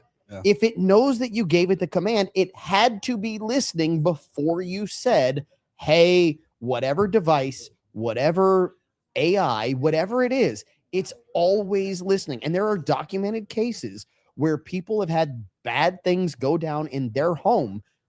And there have been people listening in other countries monitoring, not just for the device, but for AI, where they've seen it and go, what are we supposed to do? And they let it slide. They don't want to be liable for it. They want to be in your home. They want to spy on you. They want to listen to you. They want to know everything you do, no matter where you are in your home at any given moment. And they don't want to give it back to you. And that's the problem. That's where the greed comes in. That's where the selfishness comes in. And that is why you need to stick around for hour 2 of Implicit Bias Radio. Because hour 2 is what, Caleb? More fun. Way more fun. Why? Because we've had more Whiskey. weekly whiskey. We're solving more problems of the world. You want to stick around. We're going to swap out the OG crew when we come back in hour 2 of Implicit Bias Radio. Cheers. What you need to do is just say a lot of bad words all the time, so that way they have something to listen to. Well, and look, it's not, Just walk around and go, mother. and what they'll tell you is the TV's not spying on you; it's learning you. The basic premise is what they projected as is they want to Microphone. advertising, Microphone. right? Grant, microphone. Grant, microphone, because we can't hear you. Okay. Well, I was just talking about us. I can care less. No, but no, people are still watching. So Yeah. Walmart. Go ahead. Yeah, go ahead. So Walmart bought Vizio back Yep. in 2024. I don't know if y'all are aware of that. Yeah. It wasn't for the TV. It was for the data that those TVs collect. Uh-huh. For advertising Yep. dollars. Well, Well, look, they're collecting data And we- on the Vizio Yeah, to TVs. get we your sign it off for advertising dollars. convenience. So that's the premise that. Yeah, everybody. That's the premise. That's how they present it. But I mean, I guess the government still can have access to that. Should you, No, you become They can have access. if you to yeah, that. but if you, You become have- like a terrorist or something, You have, if they you want have to get signed you off for Oh, well, on that- the terms and nefarious. conditions. Is that where you accept it as a terrorist? Because that's not where they draw the line. Yeah, but that's what I'm saying. Okay, my life's freaking Well, but- boring. I go 3 blocks to work, 4 blocks to Reds, and that's it. If they want to collect that data on me, They've and got it. That's And look, that's freaking I fine. try to explain that to people on the suppressor world, right? There are suppressor distributors that resell to the public, right? And I'm not going to say names. And they do your fingerprints for free. They do your photos for free. Well, when they gather that for NFA purposes, National Firearm Act, we get name, address, social security number, phone number, email address, state Yep, you were bring- born bring in, food. all We got this a other minute. stuff. And it's free. You pay nothing to have this data taken. So what do you think they do with it? Sell it to the highest bidder. Yep. And that's why I refused. Well, that's why I refuse to have one of their systems in my store, because look, if you come in and you want to do NFA paperwork, and you tell me, Caleb, I don't want to, I don't want to use it here, delete it when we're done. Sure. These other national suppressor or silencer dealers, whenever you sign up for them, if you use their trust or anything else, you sign a document that says this trust to purchase your NFA items can only be used on our system. And people don't realize it, because when's the last time you read the terms and conditions on anything? Never. You just click. Nobody ever reads. You it. just you were like, oh, my iPhone won't work if I don't hit yes. So you hit yes, and you accept those terms and conditions for everything you do. Your TV, your phone, your watch, anything you do. Well, here's the problem. And this to me is why terms and conditions should have additional legal scrutiny.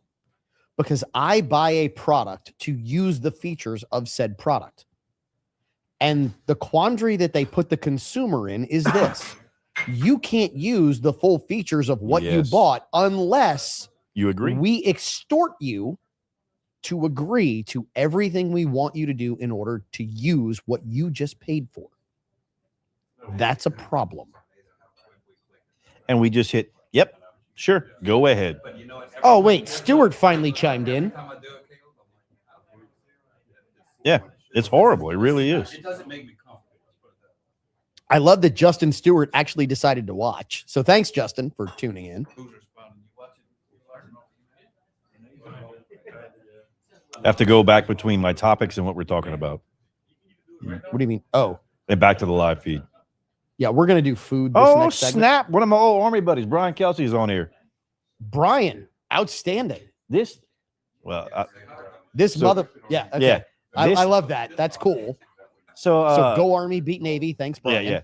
Dude, he's I don't know what he's either an LPN or RN or a doctor now, man. Like I saw him in a white lab coat, and I was like, is he doing like proctology exams?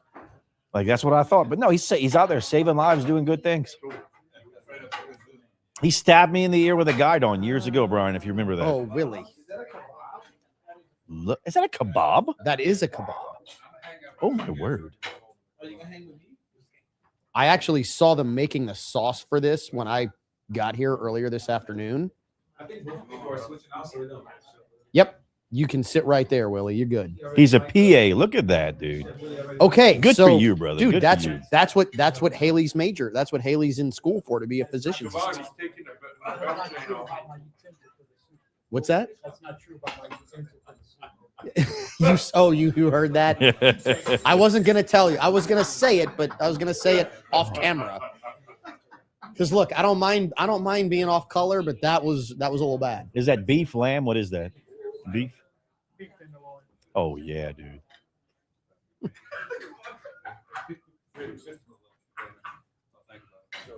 Beef tenderloin, purple onion, yellow bell pepper. You're gonna make me use a fork with a kebab and look like a human being. Everyone knows that the reality of it is you pick it up and you just bite it off the stick. I see zucchini, squash, tomato. No, that's not tomato. Oh, That's red bell pepper, yellow bell pepper. red onion. No such thing as a purple onion. That's purple, bro. That's purple. I don't know where. I'm gonna do all veggies. Don't. I'm telling you. I can't don't. get everything. It's monstrous. Okay, I'll have 2 bites. What is the glaze? The sauce you put on? A chipotle aioli? I saw him making that in the kitchen. Mm. It smelled delicious when I walked by. We're gonna do Willie, and then we'll bring you in that segment right after that.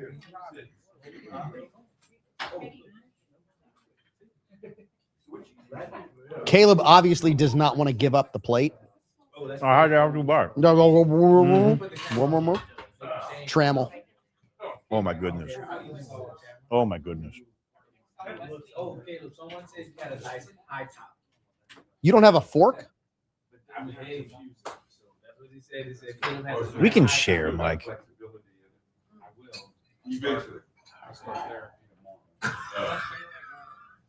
What? These comments are What did we get? Who Did you said something? marinate that tenderloin before? You made me moan. Very when good. you were eating, 'cause I had the camera. Very, very good. Who said that? And then it's Justin E. is that rare or medium rare?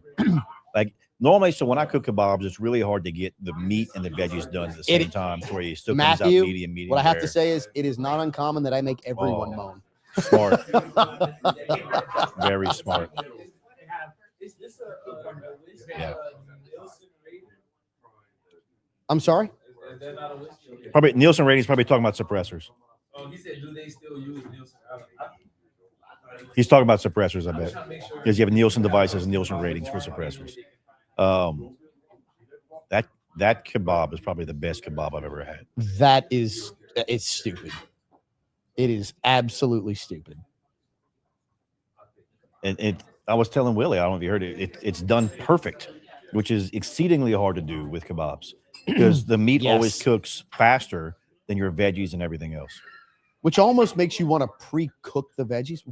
What, Big Johnson? All right, whenever y'all are ready, we can dive into hour 2. Means it's a new cigar. It means I have to have a new cigar. Very good, Chef Willie. Put it right there. I'm ready. Oh, yeah. 3, 2. Hour 2 of Implicit Bias Radio is underway. And yes, hour 2 is always more fun because there's more weekly whiskey. And we have to welcome in a very special guest. Willie, you can just grab the microphone because we're going to talk here for a second. All right. The leaps and bounds #1 of the bar here in the Cigar Lounge at Mr. Lester Steakhouse. Yep. It's been a work in progress. We've worked Right. hard on this, Of haven't course we? we have. But oh my goodness. We have some good stuff now. You had good stuff before. Now, We have some great stuff now. This is the crazy part. Normally, when you look at a bourbon bar, you go, oh, they've got some good stuff. Right. When you look back behind this bar now, you go, oh, they've got, oh, and they've got, oh, wait, hold on. And they've got, and it's not like everything back there is good. Everything back there is exceptional. Right. And I think you've enjoyed getting here at Mr. Lester Steakhouse, haven't you? Yeah, I did. So, It was fun. so It was hard, but it was fun. it took us a little while, but that's all right. And it's absolutely yielded results. We love that this is now a place for bourbon and whiskey drinkers to come down and just enjoy themselves. And you guys see a lot of people who come in just for the bar now, Absolutely. correct? Yep. Tell us a little bit about what that's like when you see people who come in and So I've seen a shift in liquor in the recent years. We used to sell a lot of wine, and now we don't do quite as much wine sales anymore. It's a lot of bourbon. Like the well, Just y'all have the- a great wine selection too. absolutely, it just people are more in tune with bourbons now than with wine. Like I sell 2-to-1 bourbon to wine. really? Yep, absolutely. Okay, so I'm actually watching something fun happen here. We're going to shift gears off the bourbon and wine conversation because I'm watching Big Richard, who is passing plates around, Right. and they're almost fighting over the plate that you just put in front of us We that have I got to more. try. We have more.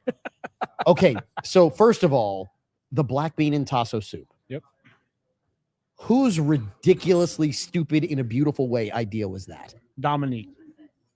Phenomenal. Tell us about it. So it's a normal black bean soup. Just we add Poche's tasso to it. Make Really? it- That's right to by the house. give it a Louisiana flair. Black beans, and we everything from scratch. There's whole tomatoes that we put in there, Mexican seasonings, chipotle, some tomato paste, garlic, onions. What I love about it is it's not, when you say Mexican seasonings, like I don't taste it and go, oh my goodness, that's Mexican. Right. I taste it and go, and there's a term that was used in cooking for a long time. It was used in restaurants for a long time, but this truly is the embodiment of it. It's a fusion Yep, of absolutely. true Cajun flavors and Mexican flavors Right. that balanced out so perfectly. Mhm.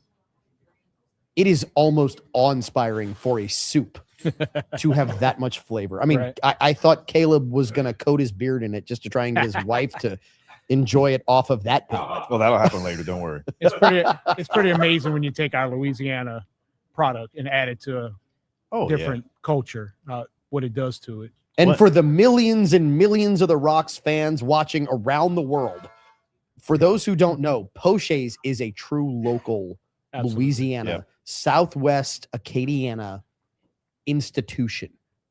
They make my favorite andouille tasso, hands down. Well, and that tasso in there, like it's delicious. It brings out the smokiness. The chipotle is a Mhm. great add because it complements well to that smokiness. It gives it almost that chili-esque flavor. I did notice the sliced fresh tomatoes, Mhm. so it's not like canned or anything else. Like you get something delicious and fresh out of it. You notice the difference in a soup. Absolutely. Creole tomatoes? Yep. So for those who don't know, a Creole tomato is different than a regular tomato, right, Chef? Tell That us a is little bit true. about the difference. Creole tomatoes, for everyone that's not local, it's almost like a heirloom tomato. It's a Louisiana heirloom tomato, is basically what a Creole tomato is. Yeah, and Aaron, for those who don't know, our production staff, if you do, you ever get to meet them, they're fantastic, wonderful human beings. They're tons of fun to work with, and they have worked in a lot of places. Aaron owned his own restaurant, so watching Aaron freak out over the food, watching someone who has worked in a restaurant go, "Oh my goodness, this is insane," it's always fun to see. Which means that we now go to the next dish that you brought, which, you know, there are all kinds of names that you can give to kebabs. I mean, this is just straight up off the cuff obscene how good that kebab was. Tell us about the kebab that we had So that's the now on the kebab plate. it was made with our trimmings from our beef tenderloins that we cut steaks out of. So it's already great meat. Oh, heaven forbid it's the leftover Right. filet mignon. So, and we put veggies with it. We blanch the veggies, the onions, peppers, zucchini, squash, and we marinate the whole kebab once we build it, and we grill it, cook it mid-rare, and we finished it with a chipotle aioli tonight. And that's, I take it, a Phenomenal. weekly special. We run them every so often. So I guess this answers the question, because Caleb brought up a good point, which I was kind of shocked about. He actually said, you know, you have a mid-rare tenderloin, but the vegetables are cooked. Right. So it's the blanching of the vegetables that gives you that opportunity. Yep. Absolutely. So if you put them on raw and you It grill makes me feel like an idiot because they every would time still be raw if you meat's mid-rare. because every time I do kebabs, I end up overcooking the meat, right? Because I want to get the veggies done right, where they have a little bit of crisp and everything else. Blanching them makes perfect sense, and the flavor you had on it, and the chipotle aioli on top. Oh my god, It is always fantastic when we get that. So what else do we have on the menu, Chef? So what we have else is some- coming? We have, That's it. we have a couple steaks coming for you guys. One topped with blue cheese, one topped with crab meat. Whoa. Back up. So is this that beautiful blue cheese that we maybe had a while ago on top of a New York strip? That is it. Okay, so let's talk about blue cheese, because blue cheese is one of those things that it's kind of like scotch. If you don't have a taste for blue cheese, Right. you don't have taste. Right. look, I hate blue cheese until I had y'all's, And, and my wife makes fun of me. She's like, "How come you like theirs?" I'm like, it's delicious. Right.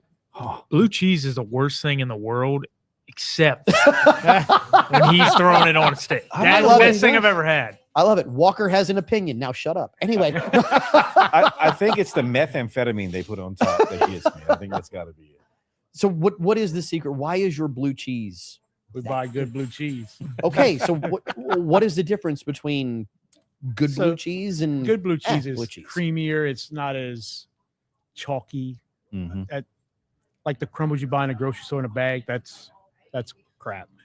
Like I'll Maytag, agree. Maytag blue cheese is creamy. It's a similar to cheddar. You've had some bad cheddar and you had some great cheddar. You know, like the store brand cheddar is not as good as the Sargento cheddar. You know, it's the same. So Same superior thing. product for a Superior superior product. place. Yep, absolutely. and you've got that offering number one. So okay, what kind of steak are we talking about here? We're Like gonna- what cut of meat are we We're gonna talking do a about? fillet and we're gonna do a ribeye. Which with which? You chef? Surprise. See if you can taste the difference. Oh no, I guarantee you I can taste the difference. I mean, if you Right. can't taste the difference between a fillet and a ribeye, Right. we'd love to help you learn that. I mean, there is a distinct taste between a ribeye and a fillet. Right. I'm questioning though, at what point I'm curious. you go, man, do we put the blue cheese on the, I don't want to say less flavorful fillet, but the less bold, the less fatty, the Less fatty, less marbling. Yep. The richness of the ribeye, but the fillet you get. Or do you that put tenderness? the crab meat on the fillet where you get that tenderness and it brings out the extra flavor? It I all mean, depends what you like. Like I really don't care for fillets. I'll never order a fillet.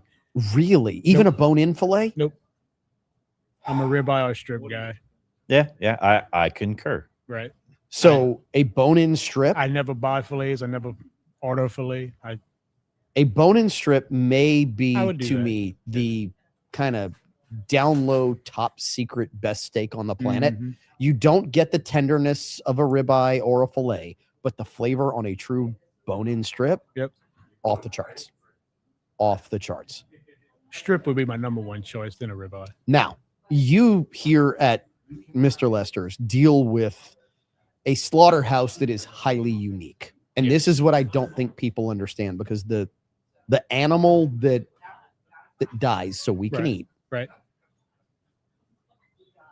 the way that it goes it's a big deal. Yes. For those who hunt, if you've ever supplied your own food for your family, you know that there's a difference between an animal that stresses and an animal that doesn't. Mm-hmm. Your slaughterhouse, because we need to revisit this, it's been a while, You're right. is approved by PETA. people eating tasty animals. Right. PETA? Yes, it is. How do you get a slaughterhouse approved by PETA?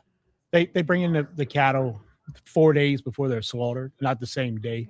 They let them rest in pens, and they it's all very, very, very calm. And I watched the whole process happen there. It's pretty unique.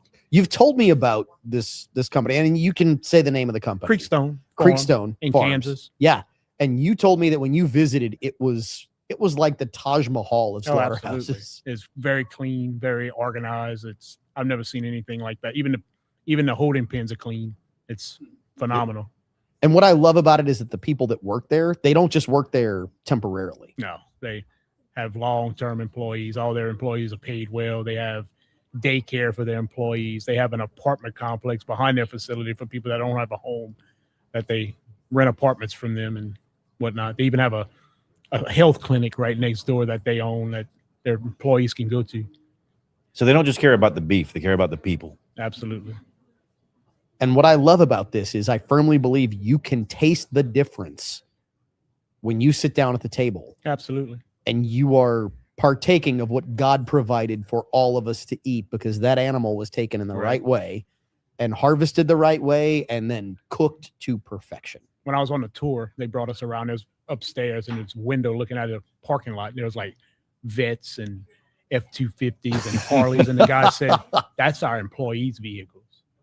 That's how well they pay their people. Like, not executives. It's That's wonderful. like butchers and people packing. That's what they drive. Okay, so let's talk about timing on cooking a steak. Now, this is going to be our implicit bias, and I'm going to say this as gently as I can. If you cook a steak to medium or above, so medium well, you are turning a beautiful piece of meat into charcoal, and you have no taste, and you are the reason why we cannot have nice things. You're Outside of that, anything that over was gentle. rare. Anything I'm over sorry. rare to me is overdone. that was gentle. I can deal with medium rare, Oh, blue, I get it. blue. But but let's talk about I why. agree with that. But if you're paying for it, I'll Why? cook. So I'll cook it first for of all, You want look, leather? We'll give you leather. I'll if, give yeah, it to if you're paying for it, great. So how many people come in and But- order? So Trammell's asking how many people come You'd in be and order surprised. medium well. So I guess here's my Half. point. Medium half. well and My above. my Oh, question to you, goodness. chef, is this: why do you order a steak medium rare or below on temperature? What's the benefit to ordering a steak at that temp? It's juicier. It's tender. It depends. Yeah. I love it. He's Depends trying to what be you like. nice. It depends what you like. So, like, if I had to eat a fillet, I'd rather eat it medium. Now, a ribeye, I'll eat it rare. It's just a different texture to me. I don't like the texture of a fillet when it's rare. It See, and it- seems weird to me. I like that Weird soft. mouthfeel. Yeah. Okay, so I love it. He said mouthfeel. I love it. But my point is, yeah. So if you get a fillet rare, you're getting almost jelly in texture. Mhm. Not quite jelly. Right. If you eat a ribeye rare, you're getting just enough firmness in the meat, Mhm. but you still get all that beautiful, the juiciness, the tenderness. Right. You get all that flavor, as opposed to maybe losing it if you cook it above that, right? Mhm. And look, Absolutely. it's a long-term joke in my household. My mother-in-law, I hit the jackpot on mother-in-laws. I absolutely did. She's fantastic.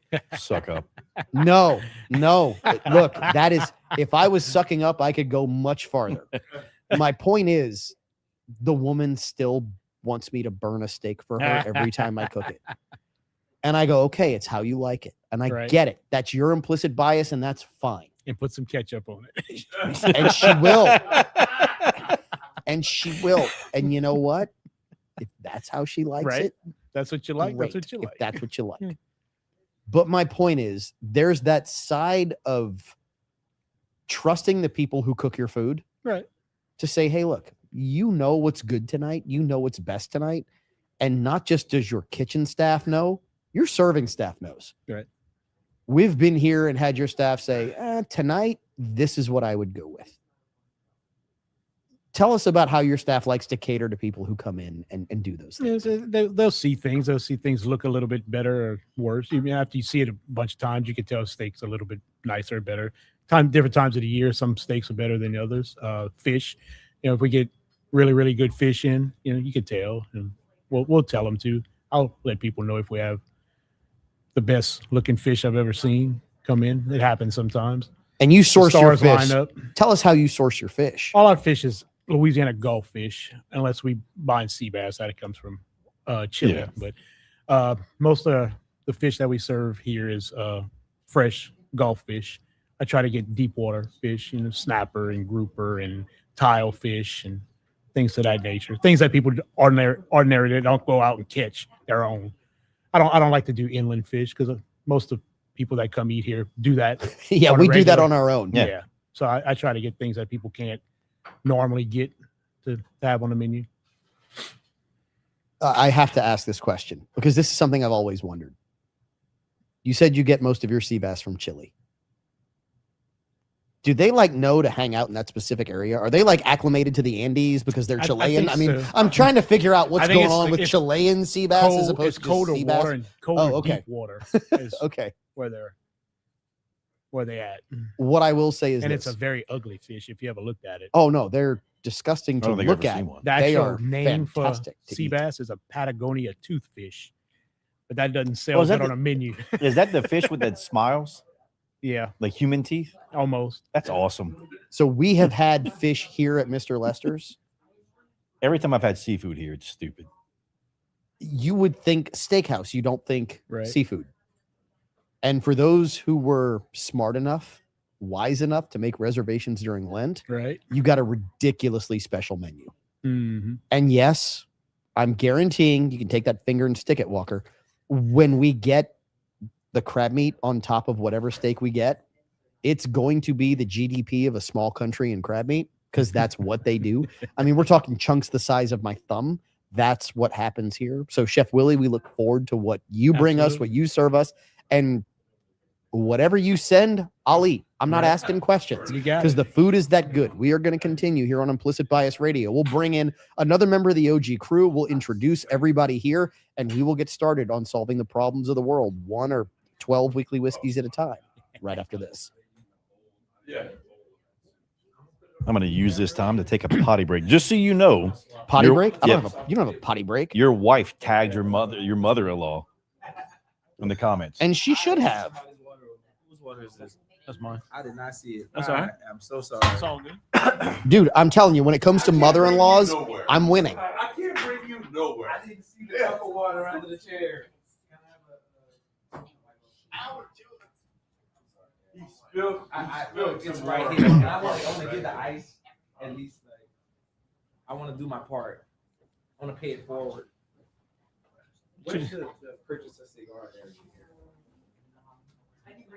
Okay. I have to clean up my. All right, Burley, get your rear end in here. Come on, Crip. They say your head shining like the moon. I don't know what you got up. But Just those people in the comments. Willie, That's give me what- some of that. That's what they I hadn't say. eaten anything, and if I don't eat it, Oh, don't lie, Burley.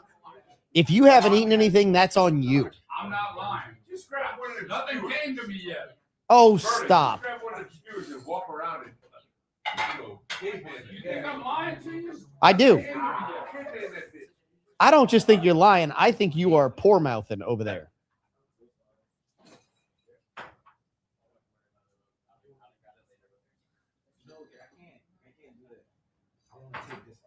Look, He made the mess. He's gonna pick it up. Yeah, my mama gonna pull up if I leave.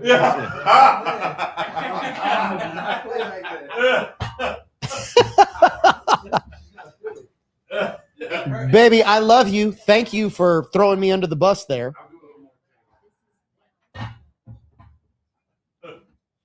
So Justin has a comment. What do you think about Wagyu steak? I'm going to give an unpopular comment about Wagyu, and it's this. Wagyu is so marbled and so fatty that you cannot partake as much as you would normally eat and still have it be good with your system. Like it messes with me. I get meat sweats when I eat Wagyu because there's so much, the fat content is so high that, yeah, I have to curtail the amount that I eat. Like the portion size becomes smaller with Wagyu because the fat content is just that high. I've only had it a couple of times, and it melts in your mouth. It does. It's amazing, but It I is. think it's meant to be in small quantities. though. Agreed. Yeah. Agreed. So that was Justin who commented. Justin East. Yeah. Yeah. How about a shout out for his podcast show? When we were Oh, on commercial? absolutely. Yeah. That's real chat. That's real shout. I think they were talking about Cajun weddings last time on the Okay. last podcast show. So that's fun because, yeah, there's, for those who know, they know. My daughter is now engaged. Whoop, whoop. So who? To the son of a member of the OG crew. Oh, is it Burley? No. No. Is No, it Caleb?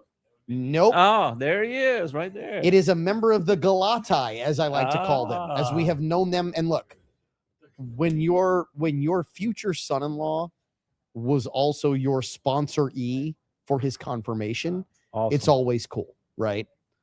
And that relationship has been. So they met when they were really young, right? They did. He was 9 and she was 5 Wow. when they met. And like we still have pictures of them when the families were together. And they literally just never said, oh, we're going to date until a few years ago. And they said, why have we not? And the next thing you know, he's texting me and says, hey, will you stop by William S. Nacall Jewelers? And I'm like, oh, I know what this is about. And of What course, about a past due bill? and of course, my wife is arguing with me. She's like, he is not asking you. I'm like, I got a feeling. And sure enough, and this is the funny part. And look, when you're 53, it's easier to look back and say it's funny as opposed to when you're 28. And he's like, man, my palms were kind of sweaty. I was kind of nervous. And you're like, dude, why would you be nervous? Do you think I'm going to tell you no? Do you think that I am going to say, oh, you're not? No, you are absolutely.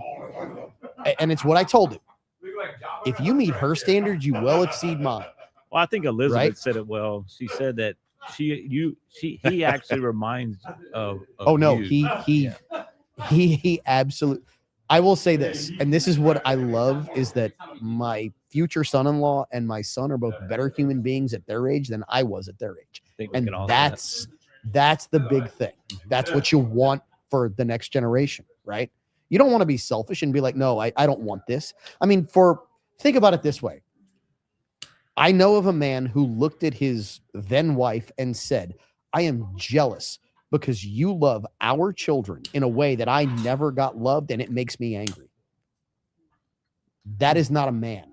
Right.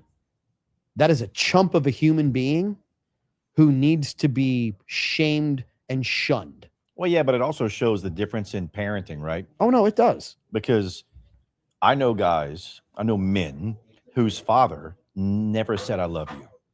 Yeah, Still that's to a this problem. day, never said, I love you, right? And I want my boys to know that I love them, that I want them to communicate with me. I want them to understand that I love them deeply, and I want them to be honest with me. And the role as a parent is to raise a child better than yourself. Agreed. Because if we raise Ring a the bell lesser, on that if we raise a lesser human being, we're doing the world a disservice. And I think that's one of the best things about everyone here is all of our children are magnified, concentrated versions of the best things about us. Well, I'll add to that because I believe it was Steve Harvey who said to a young man, or just speaking to young men in general, that said, your father is the only man who wants you to be better than he is. And then he doubled down and he said, think about that. Your father is the only man of anyone you know who wants you to make more money than he did, to be more successful than he did, than he was, to have a better looking wife than he does, whatever it is, whatever it is, to be happier than you were. So, in other words, young men, cherish your father. Pay attention to that. And I hate to say this, not all fathers look at it that way. And woe to the fathers who Correct. aren't doing that. And if you are a father and you can't look at your child and say Absolutely. that, you have a problem. You have a problem. You are the problem. Not just you have a problem. Absolutely. Absolutely. So what do we have here? Filet and a ribeye? Yes. And we have a Filet and blue cheese. Blue cheese. That is the most subtle blue cheese. It Okay. is so beautiful. And that ribeye is okay. So I love I've cut everything with Is that butter knife. crab meat on the ribeye over Yes, there? Oh, that I'm is about crab to meat. I'm about to tear that up. And I have to blame Chef Willie for this because I now use the term, and I know it sounds bougie, but it's on Chef Willie. Because when people ask me, I'm like, oh no, you want the spinalis. Yes. You want the spinalis. When it comes to a ribeye, you want the chuck end, which has the spinalis muscle. That is the scientific term for the most tender, most beautiful, most delicious, most fat-filled, wonderful part of a cow. And Tramel's eating from the wrong end. Well, what you have to notice too is the two steaks are seasoned differently, right? Yes. You cannot season a filet the way you season a ribeye. It has to be different. Yep. So the filet, I get salt, I get that blue cheese, I get the tenderness. The juices of the meat itself are phenomenal. With the ribeye, you get a little more spice, a little bit of black pepper, a little bit of garlic, not as much salt. And that crab meat pairs perfect with that ribeye. So my buddy Brian said that your body goes on the meat sweats because it supports your future myocardial infarction. Here's the deal. If I gotta go, that's one of the ways. Yeah, like I would. Yeah. There's about 4 or 5 ways that I would pick, and that's definitely one of them. One of them is the way Matthew McConaughey's his dad died. I would go that way. I don't know how Matthew McConaughey does. His father died. Exactly how you would want to go. Exactly how you would want to go. If it involves the throes of passion, I can live with that. Yeah. I was about to say, if it involves what the Japanese refer to as the little death. No, it's the French. It's the French. Okay. Well, I thought it was also the Japanese, but it's maybe it is. Maybe it's both. But I will take that as the big death as well. Mm-hmm. Mm-hmm. All right. I just need another pour from Garrett. I'm on Little Book now. How's that Little Book? Tell me about it. Talk to me, Goose. Crisp. It's got more oakiness, more smoke, more where you taste the barrel more in the Little Book. Smooth than you taste in the E.H. Taylor. You taste more of that barrel in the Little Book, and it is very, very different. Where the E.H. Taylor is smooth, crisp, clean, finishes cleanly. The Little Book's a little choppier, which is needed. You get more of those distinct flavors. You get the heavy caramel. And You what get what that is it hints you're of drinking? The Little Book, and that's 120 and some change. It's 120 point. Yes. I haven't had Little Book in a long time. That's got to be a char 4, Thank you, like a sir. deeply charred barrel. That's 127. I don't know what the age statement is in there, but it's got to be in that barrel for a hot minute because you get so much of that woody flavor. Tremble, just like the Tremble flavor. said it's because I I'm do. stuck on Four Roses. Dude, Four Roses is always in my pocket. I'm just saying. Oh, Justin Stewart sending us a pic. Gotta love that. I saw that. He's got a Michter's 10-year bourbon. He's got a Stag. He's got a Detling pick from one of our Implicit Bias Liquor Collective partners. He's got on the back end a little book in the back. Mm-hmm. Is it still in the box? It is still in the box. He's still a Bama fan, though. Yeah. Well, Yeah. someone, I don't remember who it was. Someone posted on there that they wore out the mattress they bought from you. That was Justin. Ah, I thought it was you at first. you know what? They're only good for so long. A couple weeks with y'all. Yeah, Yeah. it's the key to a I healthy know marriage. how y'all get down. I got stuck next to y'all in the Cypress Bayou hotel one night. Look, the walls here are thick, but you know, Yeah, I didn't sleep that much that night. neither did I. I can tell. Caleb, don't think she did either. Caleb, you missed the ultimate follow-up to that statement, which is the walls in here are thick, but so am I. Oh, valid. Oh, all right. So, okay, let's go ahead and jump in because we have got things to talk about. When we talk about greed, when we talk about selfishness, this is going to be an absolute pertinent topic here on Implicit Bias Radio because, man, Good use of a vocab word. what word? Pertinent. Oh, yeah. You don't hear that one very often. Pertinent information, man. Medium well steak. People I do love it. Walker. How do you eat a medium well steak? When I was growing up, Oh, is Big Johnson a medium well guy? See, he Not anymore. When you said, Not anymore. how do you taste the difference between a filet and a ribeye? He looks at me. That's why I laughed. try those. He said, I don't know. Dude, when I was Okay, growing but up, so hold on. That's all right. Look, I mean, that's just because maybe you're not exposed. But then he told right? me he only eats a steak medium well. well, look, when I was a young man, We're like, gonna fix that. my kids are spoiled now, right? Because my boys they've had great ribeyes, they've had filet, they've had this. Oh, this is fantastic. and I am so thrilled. We have audience who showed up. you They get to weren't the point. invited, and I love it. He walked up, put some money in his slot, won $1,100. Right? You Are you turd. kidding me? Holy Oh. smokes. Yeah. Not only does he luck, not only does he luck out by bagging my daughter, he lucks out by hitting $1,100. He gets to marry a wonderful young lady, and he gets $1,100. I love that my future Hey, son. what belt buckle is that? What belt buckle is that? I like that. I don't pay for that, sir. God bless. Yeah. There you go. There you go. Yeah, so when I was growing up, like the first time I had filet, my wife and I had been married probably 10 amazing. years. And here we are, my spoiled kids are like, Dad, the filet wasn't perfect today. I'm like, you little son of a something. I've had some pretty good steak, but like, All right, we're gonna. He said Okay, he's so had good steak. nobody can hear Big Johnson over there. I'm He doesn't have a repeating what he microphone. We're says. gonna go through this. All right, He said I've had let's pretty good steak, but it was burned every time because I like medium well. let's jump into this is hour 2, segment 2. Yep. Walker, outstanding. Let's have some fun as Burley over there is No one apparently saw having that, a Burley. Don't seizure worry. and can't handle the fork. 3, 2. Hour 2 of Implicit Bias rolls on. I'm your host, Kavan Bordelon. Yes, we are live at Mr. Lester Steakhouse at Cypress Bayou Casino. We are blessed. We are blessed more than we deserve to be here.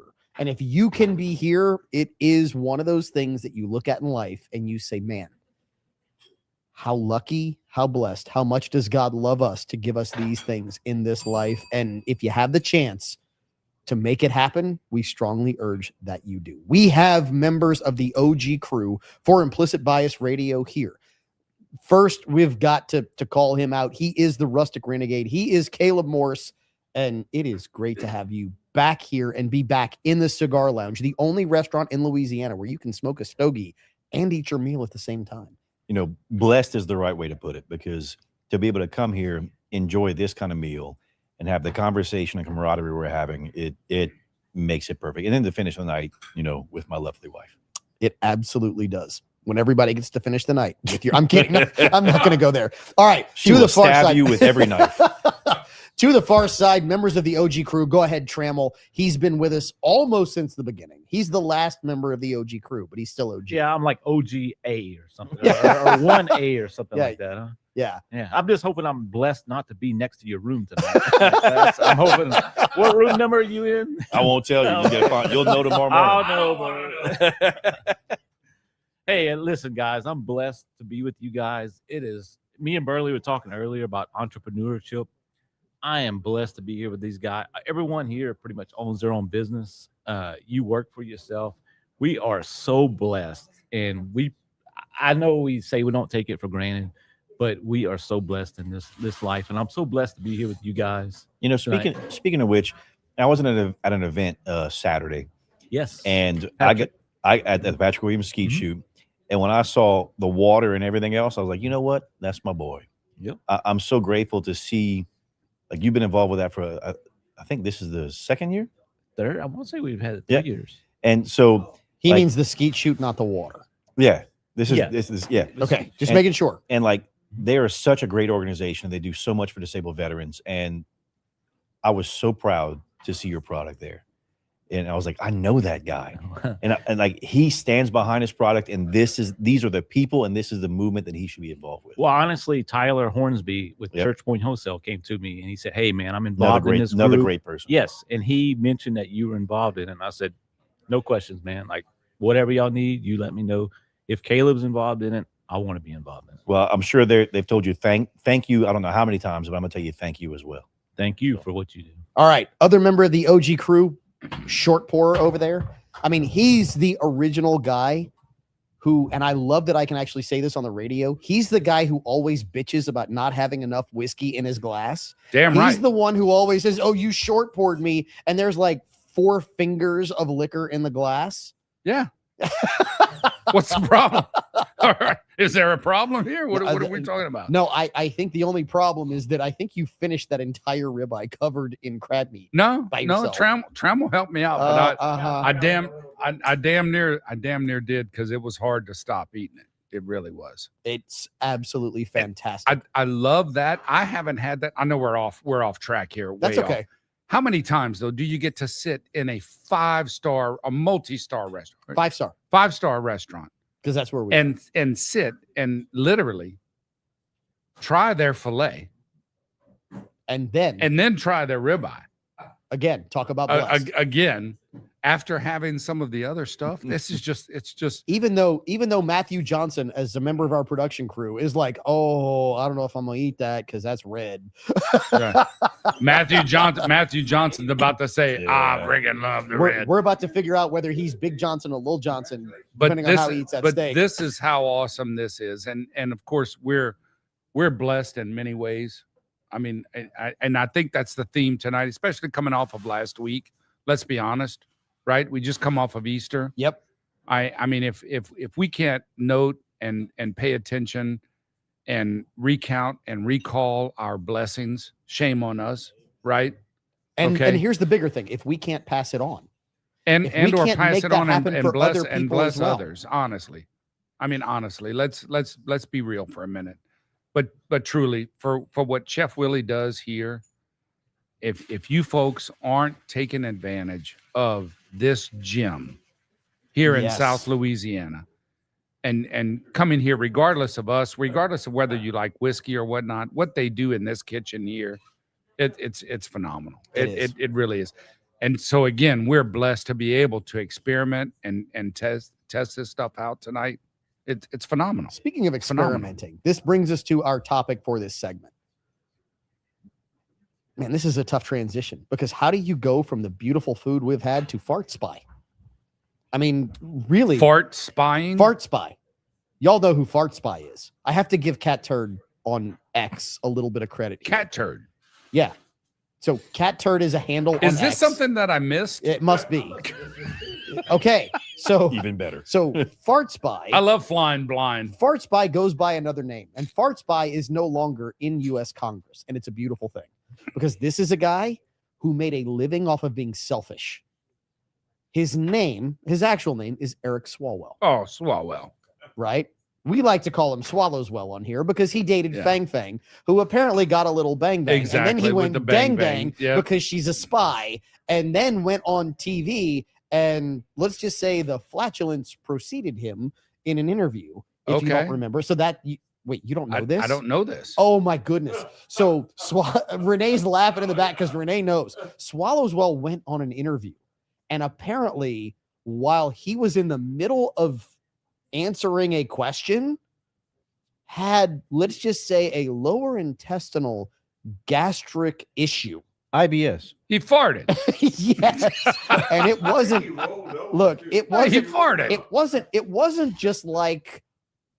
Oh, it wasn't like a squeaker, like a right? oh, no. No, it was like a picked up the leg and It was let a church roll. pew Oh, it was. wooden It was roller. It was yeah, a roller. It was a was roller. impressive. It was a roller. full on roller, Dude, I love rollers. right? I'm proud of Yeah, those. Yeah, Well, you but got to not, call him.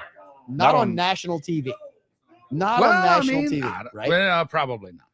But probably here's my With point. the group of 5 or 6 friends, yeah, I'd be proud of that one. So this is a guy. Oh, well, that's a good one. This is a guy. Remember, that wanted to claim that a sitting president had done everything under the sun.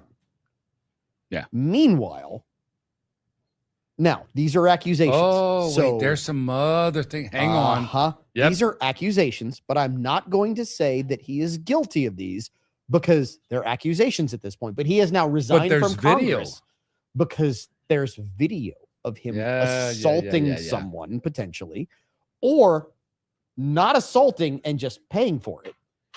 There are accusations from staffers that he has done all kinds of things. And what I'm going to say is this: it's all one big club.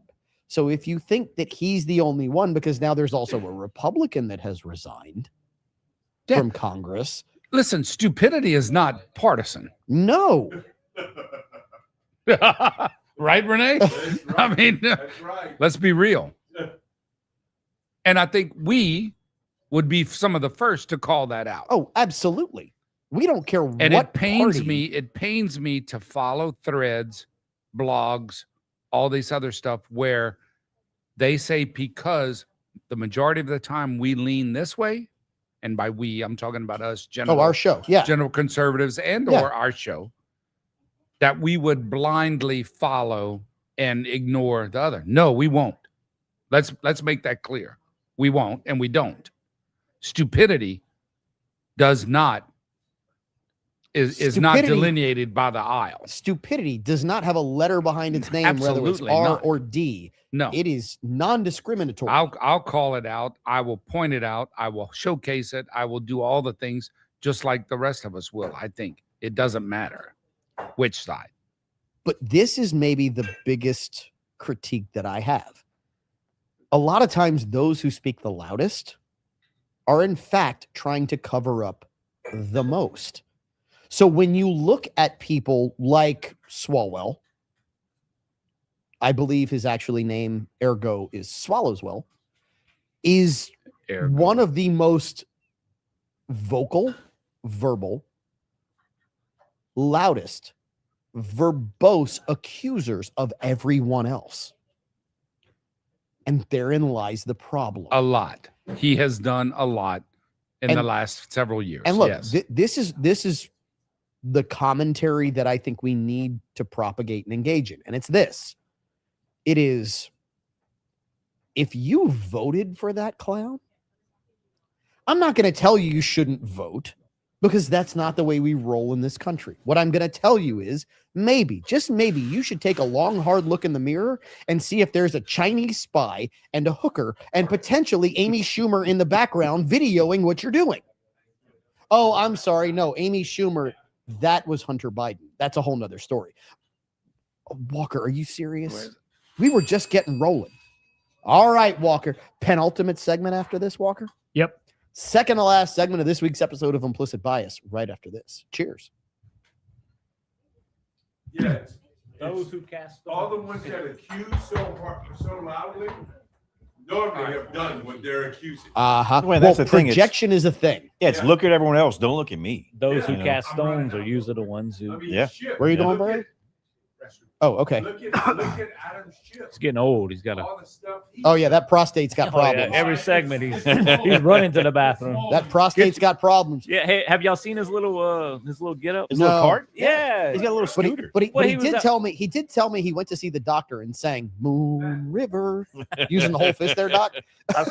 I saw him on the penny I didn't know slot. he went to the VA. I saw him on the penny slot earlier. He had his little oxygen machine with his little scooter. Hey, look, I enjoy an oxygen machine. I'm not gonna lie. Oh, okay. At the casino? No, like everywhere I go. Oh, okay. I have little bottles of oxygen up here. Do y'all have one in the room tonight? I might need one. Okay. I like to cut off the flow of oxygen. Are you too. bringing the beam seat upstairs? Yeah. That Rusty Wiley. Rusty, we have not met you, but Rusty, we'd love to meet you. So thanks for jumping in. We appreciate you being here. We're in a little bit of a break right now, so we're going to hang on for a minute. We'll jump back into topics of the world that need to be solved, or problems of the world that need to be solved, and continue to have a dang good time. there are so many problems today in the world, but you know what? There's no more today than there was 100 years ago. It's just now we know about them because of all the connection we have. Oh, wait. Did we end up with William on camera? Because I'm seeing Justin East talk about the loud ass shirt, and Yes, I'm we did. assuming that's William. Yes, yes. Yeah, he's the only one with a loud ass shirt. Oh, look, I like this shirt. I do. What was that? Is that pink or is that orange? Pink. Look, you know what?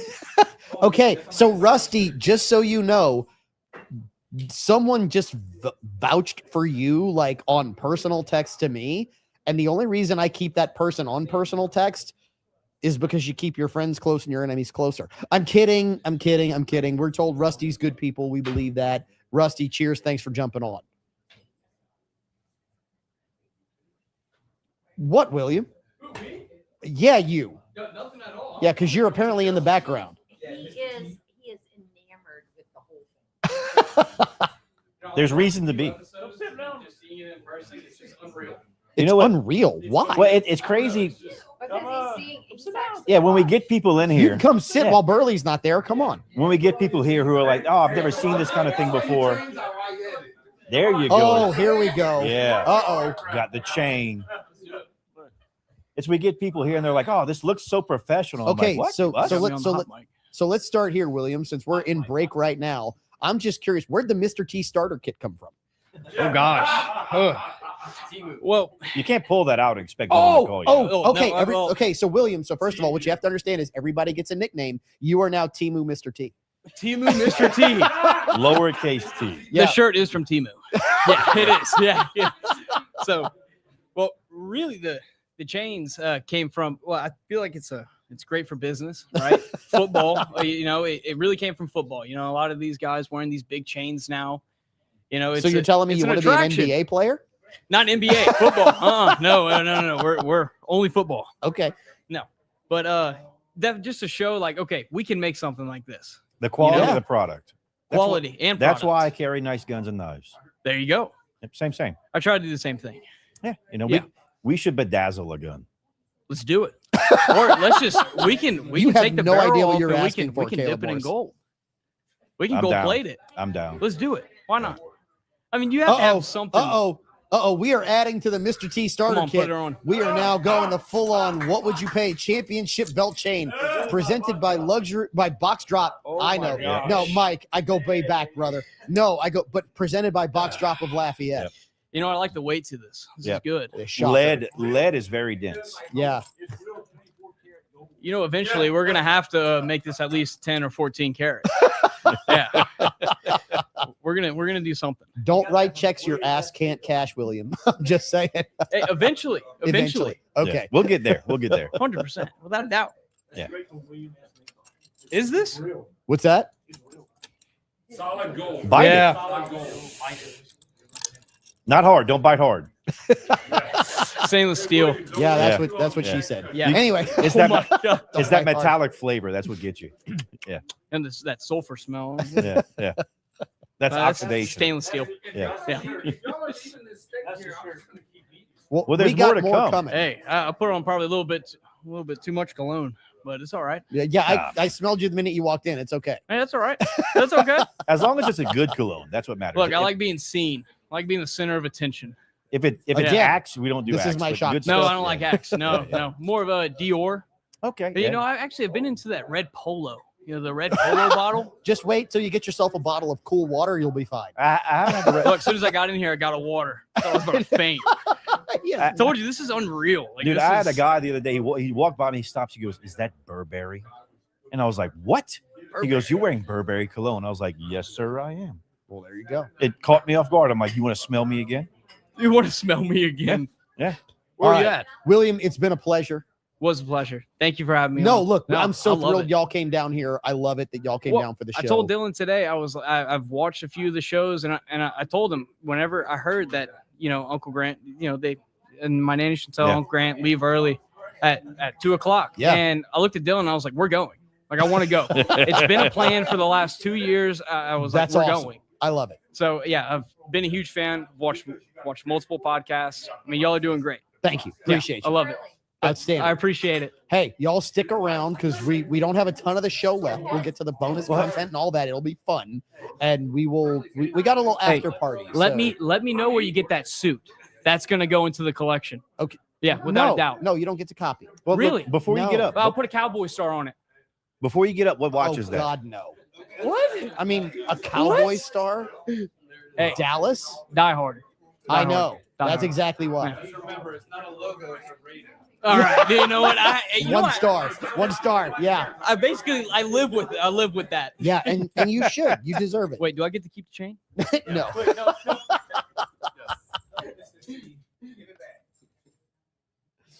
Oh, this is funny. Yeah, that's right. I saw him wearing it earlier. Trust me, he's trying to pass it off. That's what it is. Hey, he had it in his room. He had to go get it. Oh my goodness. Mr. Training So Kavan, I don't know if Man, you scrolled that's back a far future enough. salesman right there for us, Burley. I don't know if you scrolled back far enough, but someone noticed we were segregated by hair.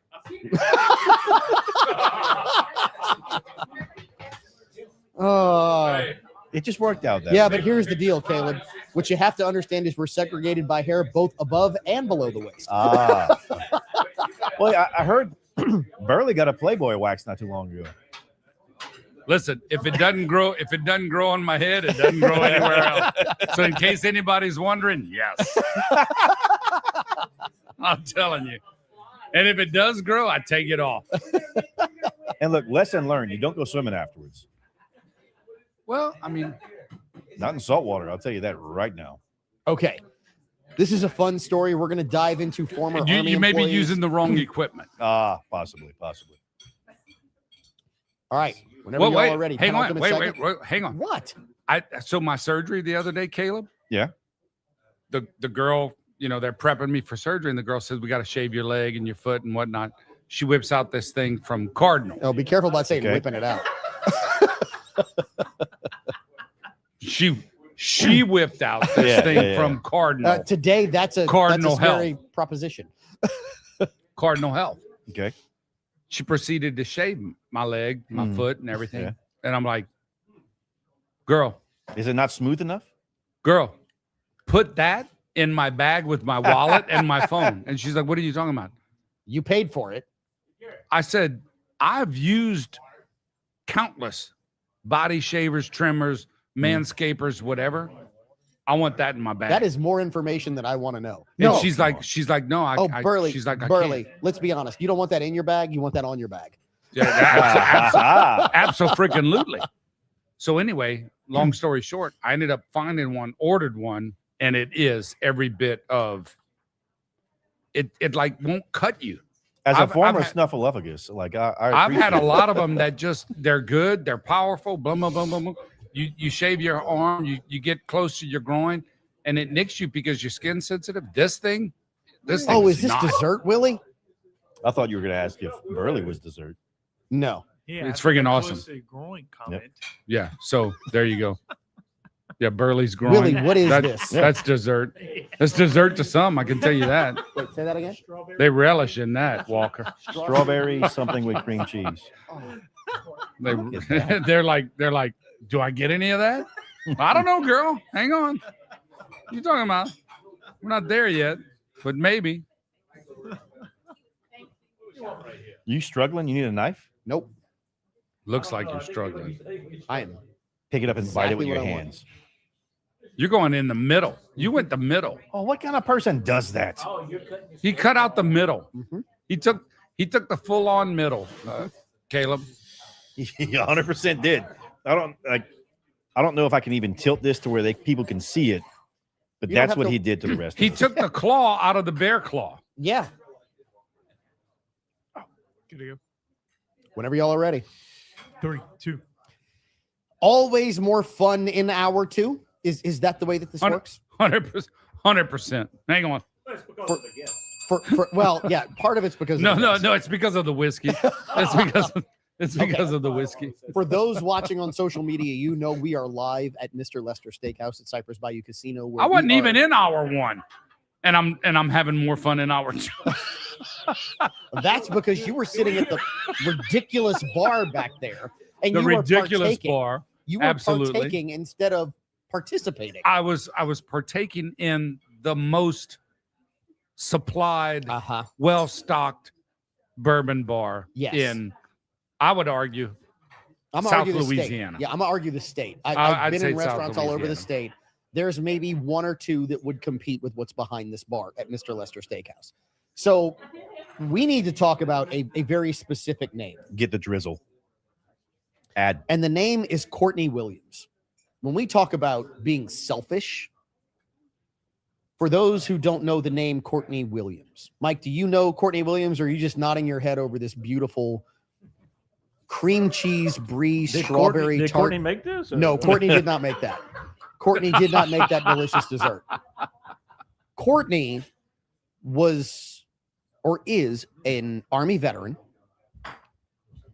who worked in the Department of Defense, who has now been arrested because Courtney apparently thinks that when something bad happens to her, could be, she alleges anyway, that other people need to die because of it. Because in our implicit bias, No. that is what Courtney Williams did. And yes, Burley and Trammell are just, they're slobbering over the dessert plate over there. I don't Caleb- even eat dessert. Well, Caleb, look, let's hear about Courtney Williams. From she you, thought please. in her mind she was a whistleblower. In actuality, I believe she's been charged with espionage. So hold on. A whistleblower comes out and says these bad things are going on. Mhm. A whistleblower does not turn over to someone writing a book Yeah. classified information that puts the lives of other people at risk. And she gave over a ton of secure information. When I say a ton, like she was downloading information off of a SIPRnet, secure internet provider, which is you have Nipper and Sipper. That's your secret, your TS clearance required internet. She plugged in a non-Sipper approved memory stick, downloaded this. So that's trackable, 100% traceable. Downloaded secure information and turned it over to the author of this book. Did she think she was doing something good? Or was she just I mean, get ready Okay. with the dinger. Was she just a shit stirrer? Oh yeah, we're gonna have to edit that on the radio. But here's, I don't think she was either, to be quite honest. So first of all, You think she was used and naive enough? I think that the author of a book who wanted to make waves and create headlines leveraged her and perhaps, for lack of a better term, manipulated her situation to make her believe that what she was doing was the right thing in the moment. But what's really damning is this, is that she always knew that what she was doing was criminal. Well, you, Because The they had process of getting it was criminal. well, yeah, the process, no, not just the process of getting it, the process of giving Sharing it it. to someone who is not supposed to be privy to said information. well, just because somebody has a TS or TSSCI, different kind of clearances, doesn't mean they have access to the information you have access to. Well, let me tell you, I prior life, I ran a hospital. Mhm. Quasi ran a hospital as an assistant administrator. I was need to know. So when I looked at things, I couldn't look at charts because I'm not medical. So everything I looked at had to be redacted. But here's the deal. She was not need to know. She was operational security for allegedly spec ops. Like we're talking the guys that Okay. are Delta, you said doesn't exist. yeah, but you have CAG, Right. but she had access to names, operations, pending operations, former operations, AARs that were tactics. after action reviews. She had direct access to videos of the operations, that kind of stuff. And some of the videos, I don't know if she released videos, but she gave information on how things were done, right? So when there's certain things at OPSEC, operational security, that you maintain vigilance on, where look, you can go out, you can do open source and look at how you clear a room. You don't look at certain things, Right. like methods and certain DOD or DOE or DOS protocol.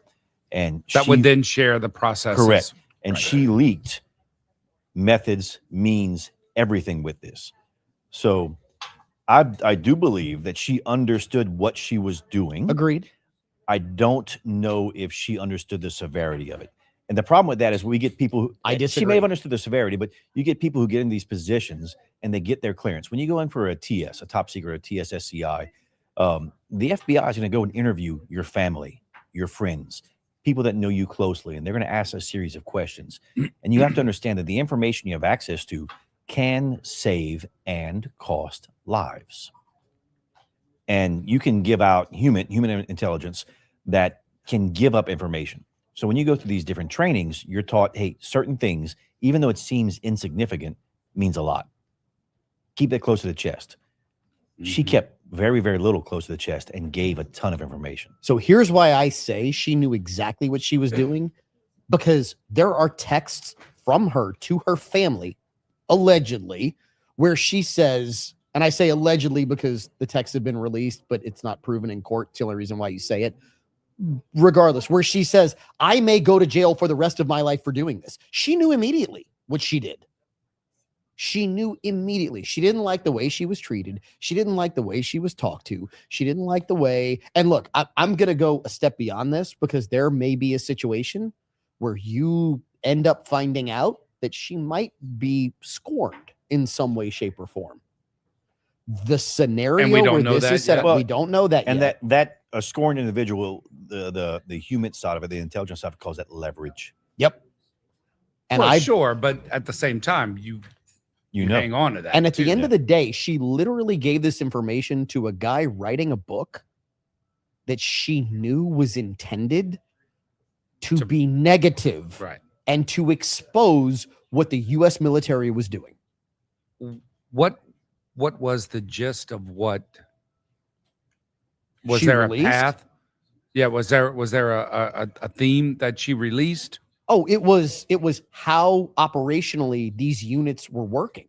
It was the nuts and bolts of So what like they what were Caleb doing. said, She where- literally says in a text to a family member, or in a text to the author, I did not know that you would be releasing so much classified information, and it worries me. That's not an exact quote, but to that gist, right? When she saw what was in the book, she went, uh-oh. Oh, ruh-roh. Yeah. She Yeah. pulled full on Scooby-Doo. And she ain't Daphne. She ain't a hot version of Velma. She's a scorned woman who is now apparently upset because she's going, and she is now arrested, because this is how deep, when they say the swamp is real. So there wasn't a whistleblower aspect No.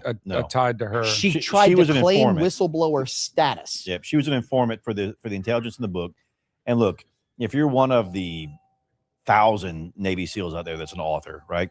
When you write a book, you have to get it scrubbed. Depending on what it's about, you have to get it scrubbed by DOD or Absolutely. DOS, depending on what you're doing. And they scrub it and they say, yeah, you can do this. No, you can't. This is what you need to redact. The means that this was done, it went right to the author. The author wasn't supposed to have this information, so it wasn't scrubbed. So it wasn't scrubbed It at all wasn't because scrubbed. he wasn't Right. He wasn't. He wasn't supposed to be ex-SEAL. privy to that information. So what do whenever you he got? released it, Wait. it was a huge deal to everybody. Okay. I apologize for interrupting this conversation, but I love when we get to interact with our viewers and listeners in real time. And the comment is, hell yeah, bald on top, bald on bottom. That's a winner. That is an absolute winner of Hang a on. conversation. There you go. And yeah, look, I'm telling you, we're going to DM me later. We are will you? going to give. You want him to DM you later? No. No. No. Hold up. No. Dude, you No, walk- absolutely not. You walk Pickers face can't be first. choosers. You walk face first and back first into that.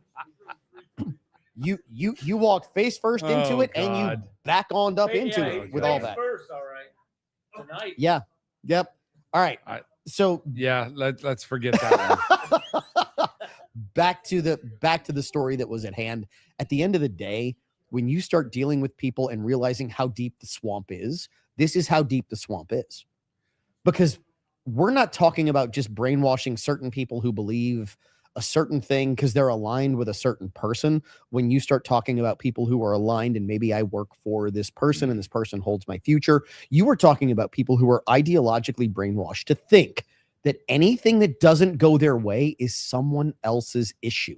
Right. And therein lies the problem. So when we talk about Miss Williams, who decided that, oh, I feel like I was wrong, therefore I should give away the information that will kill other people. What That's was a her problem. initial involvement, though? She was contacted. So wait, her initial involvement by who? Do you mean the the military author? side or the author? Why would she be compelled to dig? Okay.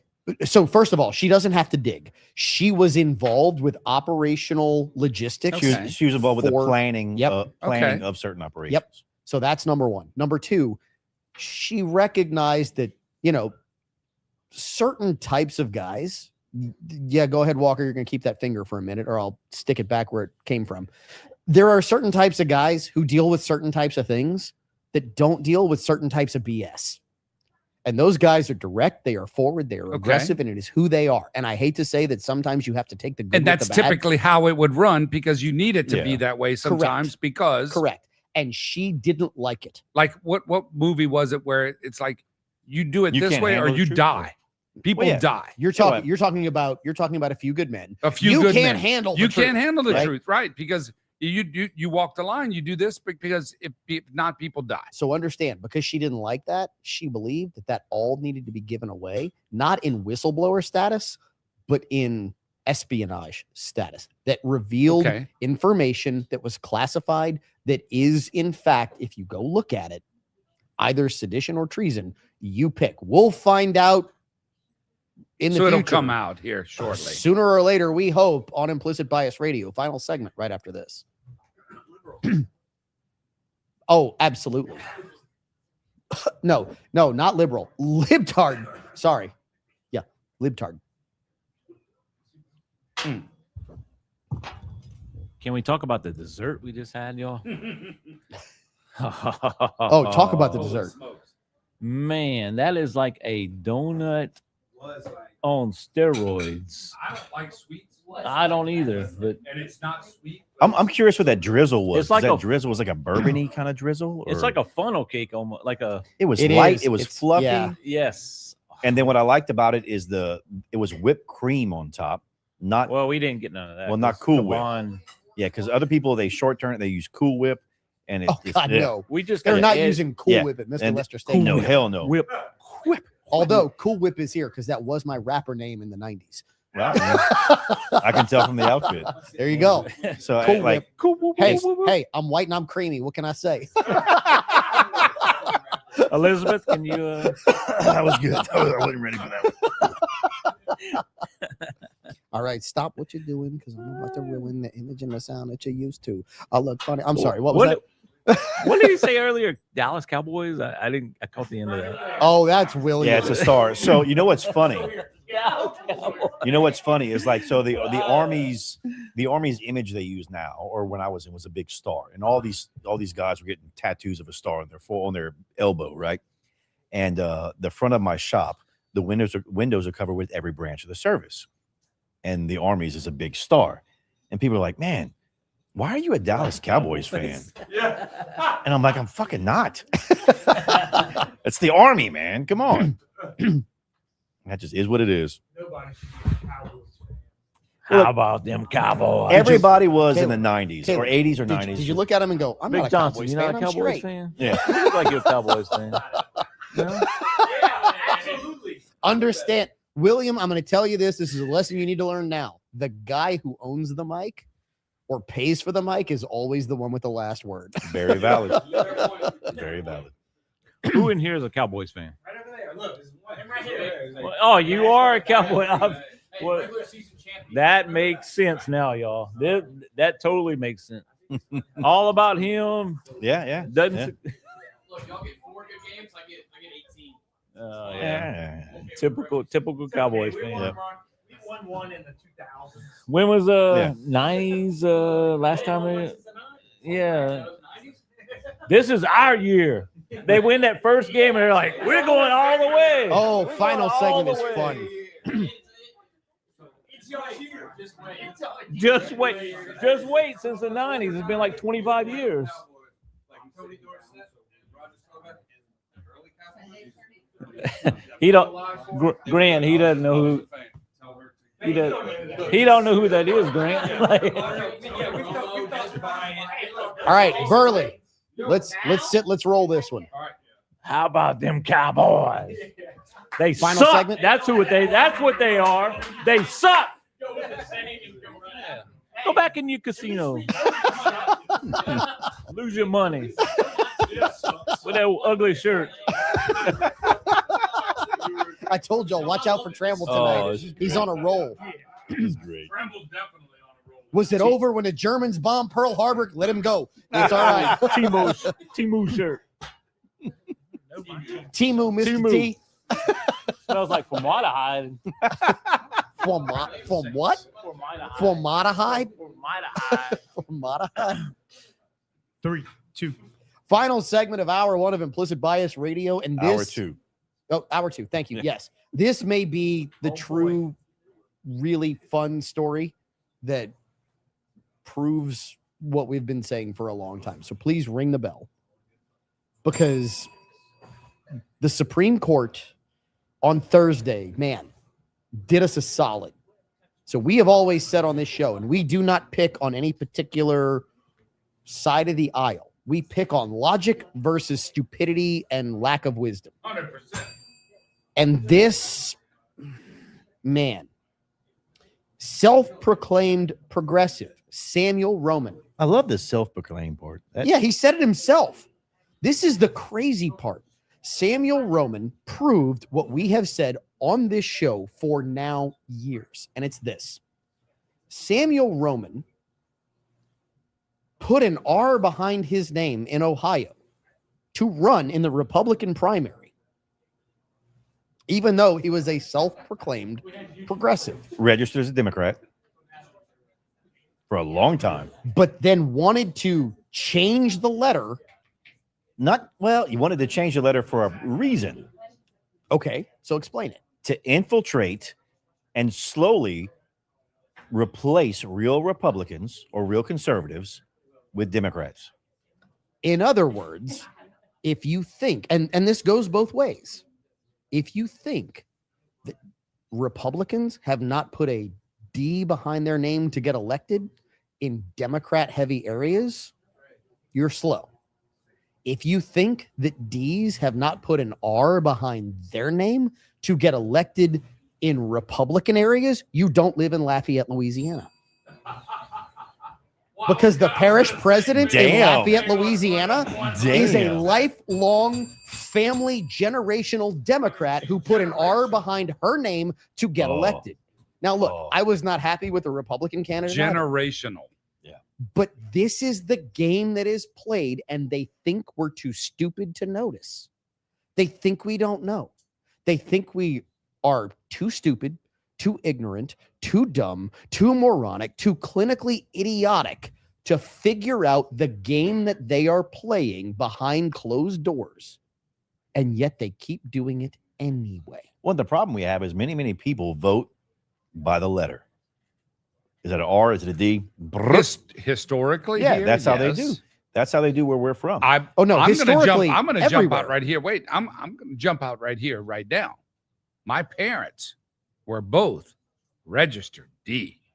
No, my grandfather, 100%. Yeah, but he was an old school Southern Democrat, and he believed in voting a certain way. And look, Burley, And we're that's proud of you different. because we know how much you like the D and went to the R anyway. I'm gonna whip his ass. I'm gonna absolutely whip his ass right in front of his wife, and she's looking at me over my shoulder. I can see her looking over my shoulder, and she's thinking he's gonna get his ass whipped later. You're like, he's gonna She's hobble over knowing there. I'm the one in the boot right now. He's gonna be wearing a boot after a while. He's gonna hobble back there. Look, I see Elizabeth looking at me right now. She doesn't know I'm looking at her, but I'm looking at her right now. Cletus, come on. She's a, Cletus, whip bring his it on. ass, Seabass. Bring it on, Cletus. You gonna walk over, Cletus. You gonna limp back. You gonna walk over. You're gonna limp walk back. over, but you're gonna limp back. Yep. Back to the topic, though. What's great about this is that here we have a court Hey, that's this solid. is why hour 2 is so much better. It is. Let's We have a- just pay attention. We have a court that recognized it. They said, hold on, hold the phone. This person did this, this, and this. They lost their primary. They can't just swap parties Oh, and but come they over. can. They tried, and they stopped them. So they said, hey, you know what? You want to be on the ballot? That's fine. You're going to be on the ballot the right way. If you want to do this nonsense, ain't happening. But let me go back just a minute. Whenever I said both my parents were, okay. So my parents were born in the 30s. The parties were different. Very much so. Okay. Well, okay, so hold on. I actually am going to say, for the most part, the parties might have been the same, the people might have been confused. Because Richard Byrd would refute this whole BS that they have taught to elites at Yale and Harvard, that there was a switch somewhere in the middle. Richard Byrd was a grand whatever of the KKK, and he was a lifelong Democrat. Absolutely. I get it. But then if you look specifically to South Louisiana or Louisiana in general, Huey Long, okay. Edwin. Oh, Edwin Edwards. Good Okay. Lord. And what he represented and or sold snake oil. Yep. Okay. To the populace. Is that any different from the Democrat Party today? That was my question. It's not, but it was believable. It was believable back then. And somewhat practicable. Yes. Okay. A chicken in every pot. Absolutely. Yep. Okay. I forgot about that. Well, that would have That was been Huey. That was Huey Long. Yeah. Right. But that's why. And so until I don't know, I don't even know if my mother passed away in 2019, if she had ever changed it. Probably not, truthfully. Okay. Like I didn't know your mom. I mean, my father passed away very young in 83. I definitely he never changed his. But philosophically, I know she had changed. You know. And therein lies the big shift, right? The big shift was the shift never happened at the top. The shift happened amongst the populace. The shift happened amongst the people. And what they are counting on when they do crap like this is that the people don't change. The secret of a lot of companies is hook them while they're young.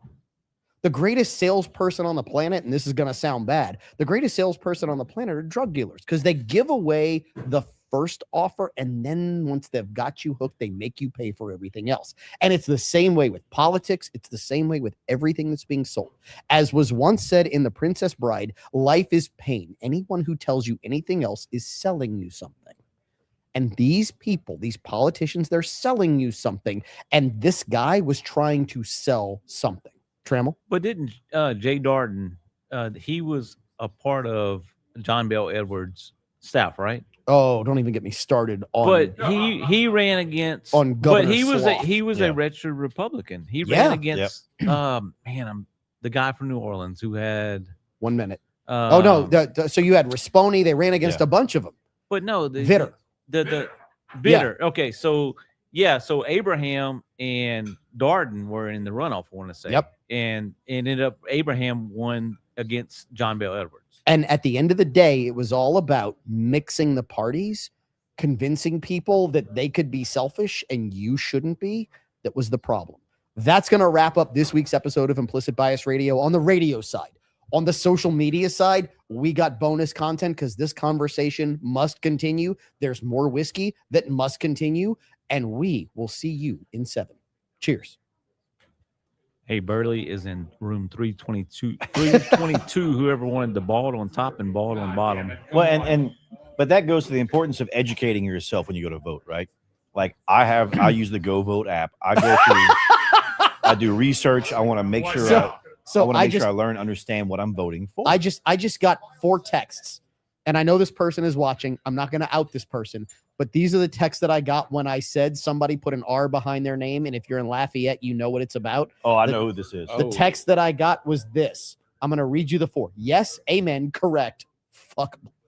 Yeah, look, maybe the name sounds with the French word, like rhymes with the French word for white. You never know. Yeah. But but that's why we should educate ourselves on the topics we talk about and vote for. And I love this. Trammell shit talking a 12-year-old. Yeah. It's to the point now that Cassidy is calling for Democrats to change their I know. parties so they can vote for him in the primary. All right. Bonus content. They said yes. Let's roll.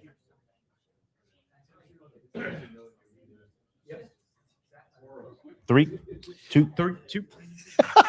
I love it. Caleb works hard enough to do Walker's job. controls the for him. box. Yeah. Yeah, Caleb's Talking doing about Walker's John job. Doe for him. Edwards over here.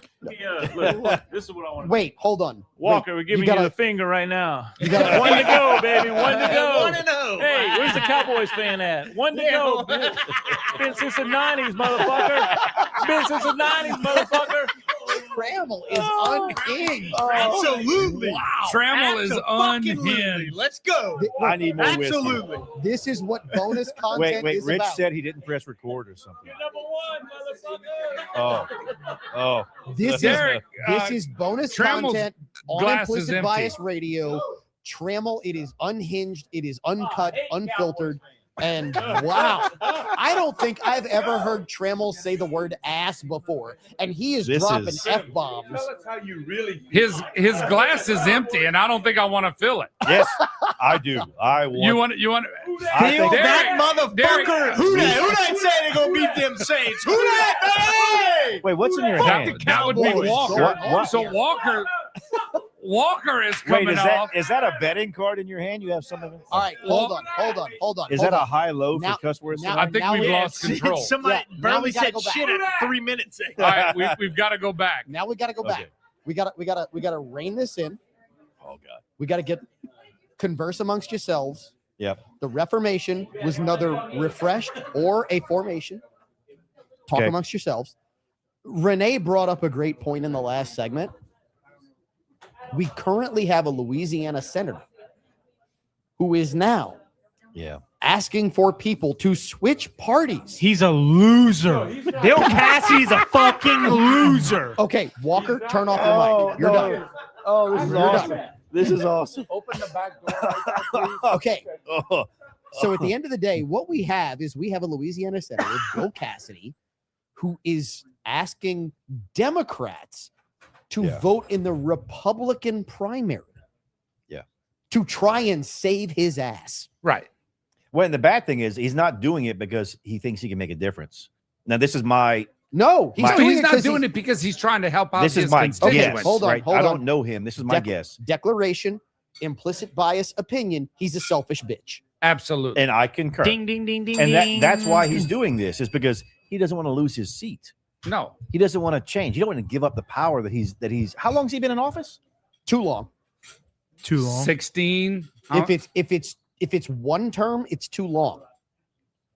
He's a douchebag. He is was- potentially a douchebag to crown all douchebags He because was he claims to know better than everyone else. Right shoulder, Burley. can't see. All right. What? What are we talking about? No, don't worry about No, it. don't worry Yeah. about it. That's Anyway. fine. Back to what we are dealing with, where we have a Republican who wants Republican or Democrats to change parties so they can save his ass in the Republican Absolutely. primary. But that was the flip-flop game from the get-go. Well, and that's an alligator death roll, is what it is. Did we know anything about him whenever we voted for him? Because let's be honest, we No. voted for him. Yeah, I'll tell you. Yes. No. I didn't vote for him. I The did. I did. Cassidy? Absolutely, because dude, he was. did we have at the time? I don't even remember. It was so long ago. Wait, did he take Charles's Bustani? Bustani seat? Might No. have. Maybe. Did he? Maybe. I think so. Stanley was a rep. not- No, he was a rep. Yeah, he wasn't. the Yeah, senator. that's true. Yeah. So who's Man, I'd be lying to you. I would. That's so that's why we voted for him because it was the lesser of two evils, and this guy came up like he's Well, the and- savior of the Republican Party. in and when you look Louisiana. at how he's voted. well, Vitter was a shit bag. Yeah. When you look at how he's voted, that's the problem we run into is because you vote for somebody who votes the way you Thank vote. you, Willie. Appreciate you, Willie. That is Chef Willie Thank you. letting everyone know that y'all need to eat. Bitches. So, and that's 'Cause the y'all problem can't is you drink. vote for somebody, you vote for somebody hoping that they'll vote the way you vote. When Yeah. they don't, you don't vote for them again. Absolutely. But so many people sat down and said, well, you know what? Yeah, he's in there. Give him 4 No, more years. okay, hold on. Let's be honest about what put Cassidy in office. The people who claim to be conservative, rational people in a certain big southwest city of Louisiana or southeast city of Louisiana put Cassidy in office. Yeah. Yeah. They're the ones who, instead of saying, because I believe it was Vitter originally who was running against him, and they ran Vitter out because I remember a family member. I remember. Well, but Vitter did some stupid stuff. Hold on, but hold The on. black book and everything. I remember a family member saying, "Oh, I can't vote for Vitter because he did XYZ." To which my response was, "You know what? Let the person who throws the Mary first stone, Landreneau. let the Yeah. person who throws the first stone when be she the one," left. right?" And literally, I said, "I don't care what the surgeon who is working on my heart did last night. I want the best surgeon doing the Absolutely. work." And 100%. instead, I'll ring the bell we on that one. cared about who the surgeon was sleeping with, and we ran a guy out, which was inside political play. That's what it was. Let's not be. So that first go around, I'll tell you, I voted for Vitter. So did I. But And then we ended up. But with then this we ended Yahoo. up with this clown.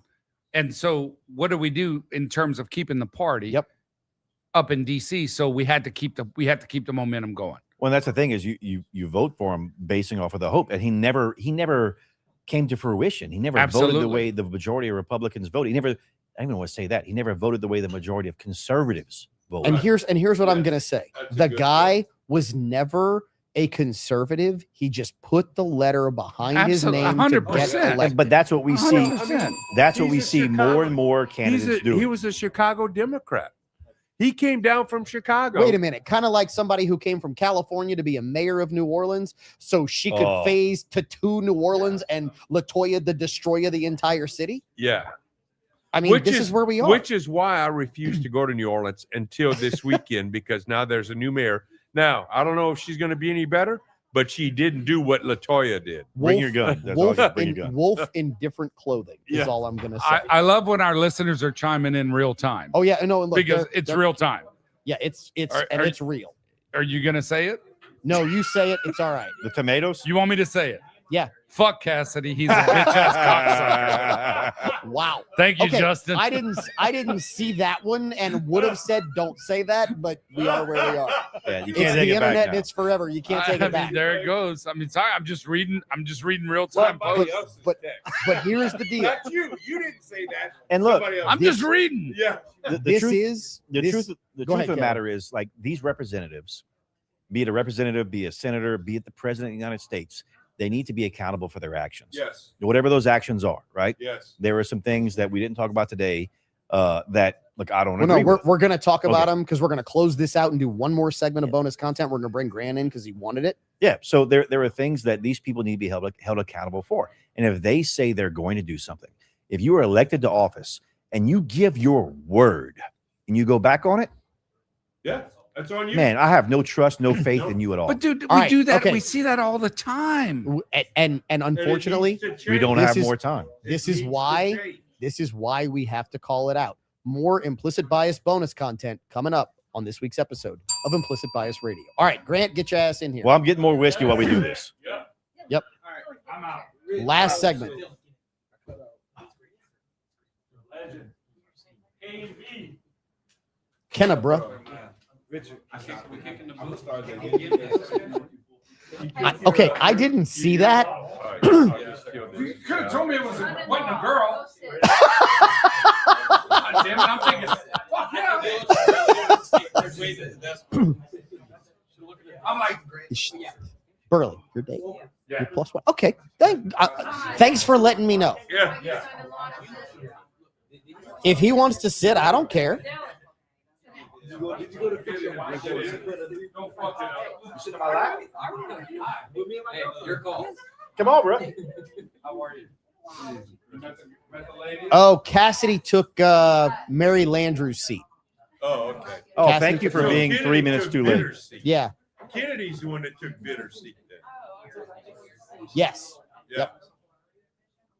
All right. Y'all ready for a quick bonus content segment? Last one.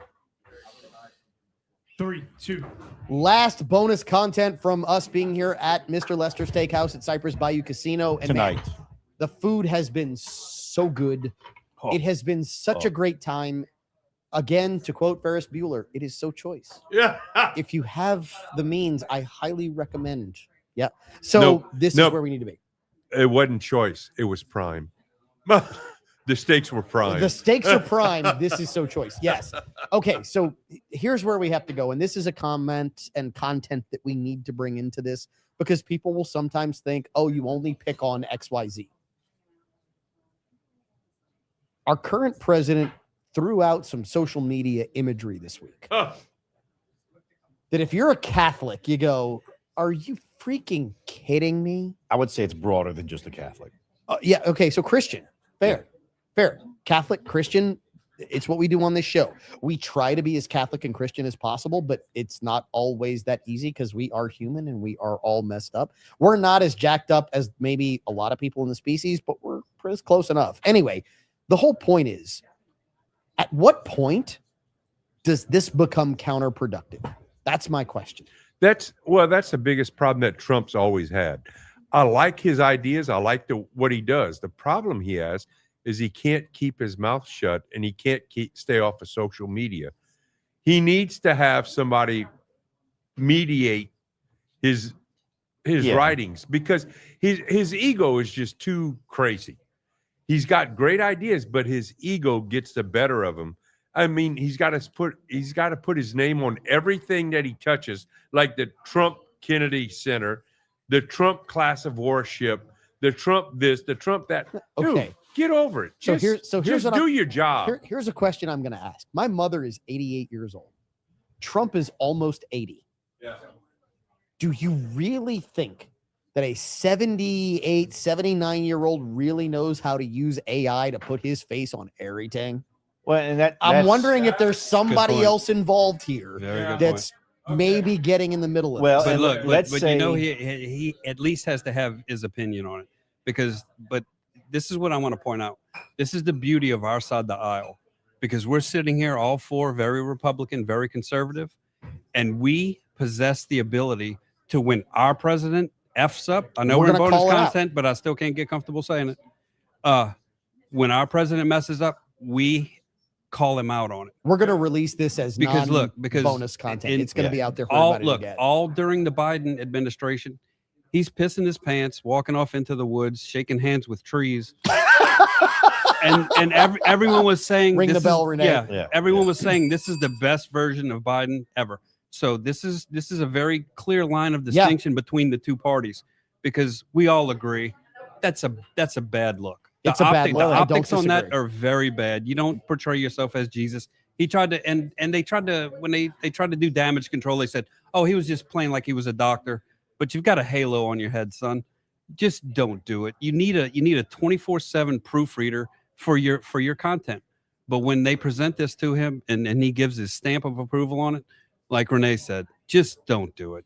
Well, but the we two- have the ability to call him out and say, bad move, sir. the two things that bothered me about the whole situation, right? One, the image itself. When I saw it, I was like, oh, why?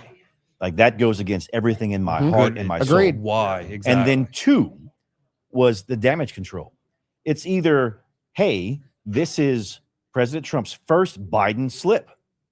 This is either him saying, oh, hey, I don't know what's going on and things happen around me. yeah, own it. Or Own it. it's him 100% lying to us. Okay, so I'm going to give you a third option.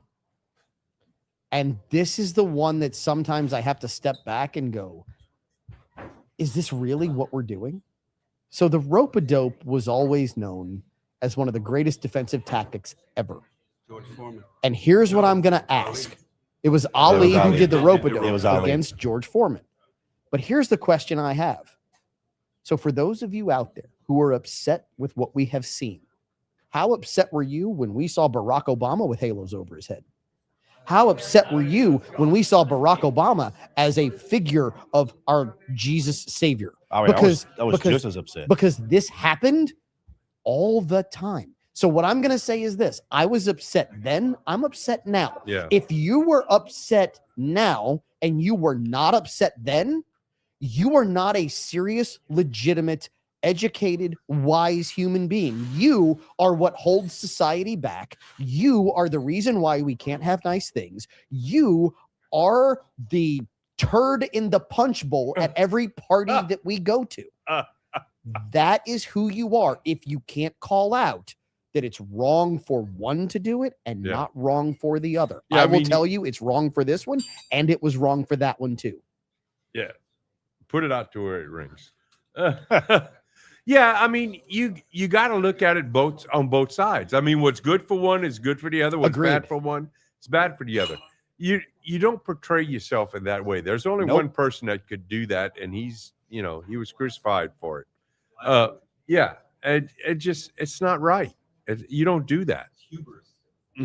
All right. So that's going to wrap us up for bonus content. We want to thank you for joining us here at Mr. Lester Steakhouse, because I'm going to tell you, as I always say, we are blessed more than we deserve to be. And unfortunately, because we're human, we're never blessed as much as we would like to be. But we're going to have an opportunity to partake of some of the delicacies that you saw if you watch this show here tonight. Thank you for calling me delicate. Yeah. Oh, I've seen you behind the scenes and we know how delicate you are. We know how much of a flower you might be. Yeah. Anyway. This is my stamen. This is my pistol. Anyway, we appreciate you being here. We hope that you have enjoyed this live episode of Implicit Bias Radio. There will be reels from this. There will be social media from this. Please, this is the big thing. Comment and share. Comment and share what you see. If you don't like it, great. Tell us why and share how dumb you think we are. We'll take it. We got thick skin. I promise it's thicker than your brain, which means we're bulletproof, and that's a whole different thing. But we hope that you have enjoyed this episode of Implicit Bias Radio. We will see you in 7, and we hope that you have a blessed weekend.